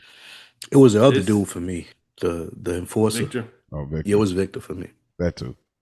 This is so fascinating. This is what I always find fascinating about Breaking Bad because they'll have these iconic and memorable scenes like the box cutter scene with Gus. And you think about it like, oh, I remember that. That was crazy. And you think in your head, like, oh, yeah, this is Blue Magic. And then you think about the totality of the episode. And if you're being honest, it's like, nah, this is 96.2. It's right in the middle. Facts. Because, the only reason I say that is because a lot of publications who make lists, they'll say this is a top 5, top 10 episode of the entire series. And I'm like, I don't think it is because of everything we How? discussed this episode. I think because of that, I think people confuse those big moments Yeah, with great episodes. that's what I'm starting It's to an learn. iconic, great episode, but it's not a great moment, but it's not a great episode from top to bottom. Um, and it also just reinforced that we're on the minority of the people who kind of love and embrace Breaking Bad. Yeah, Like we're not saying it's a bad show, but obviously it hasn't reached the lure in our eyes that it has with the general public. Because people ride for this show, they really do. like ride for it, and it's like I get it, but it ain't all. It ain't that. There's just Nah. too many holes. TV magic, and some of our listeners picked up on it the same in their emails. For So sure. don't want to take anything. I know we hate not we hate comparison, but comparison really is a thief of joy. But you got to factor that stuff in. Um, iconic moment, one of the most iconic moments in the series. However, the episode It's, 96.2 it's a good wasn't episode. an all timer. Yeah. It's a good episode. The last 2 episodes are better than this one. So that is it for us. Hopefully you enjoyed this. We are officially back. We'll be back next Monday with a brand new episode. Until then, reach out to us. Let us know your thoughts. You can hit us up on Instagram, NMHM underscore Breaking Bad Pod. And email is no more half measures pod at gmail.com. We are out of here, y'all. Mo? Keep cooking.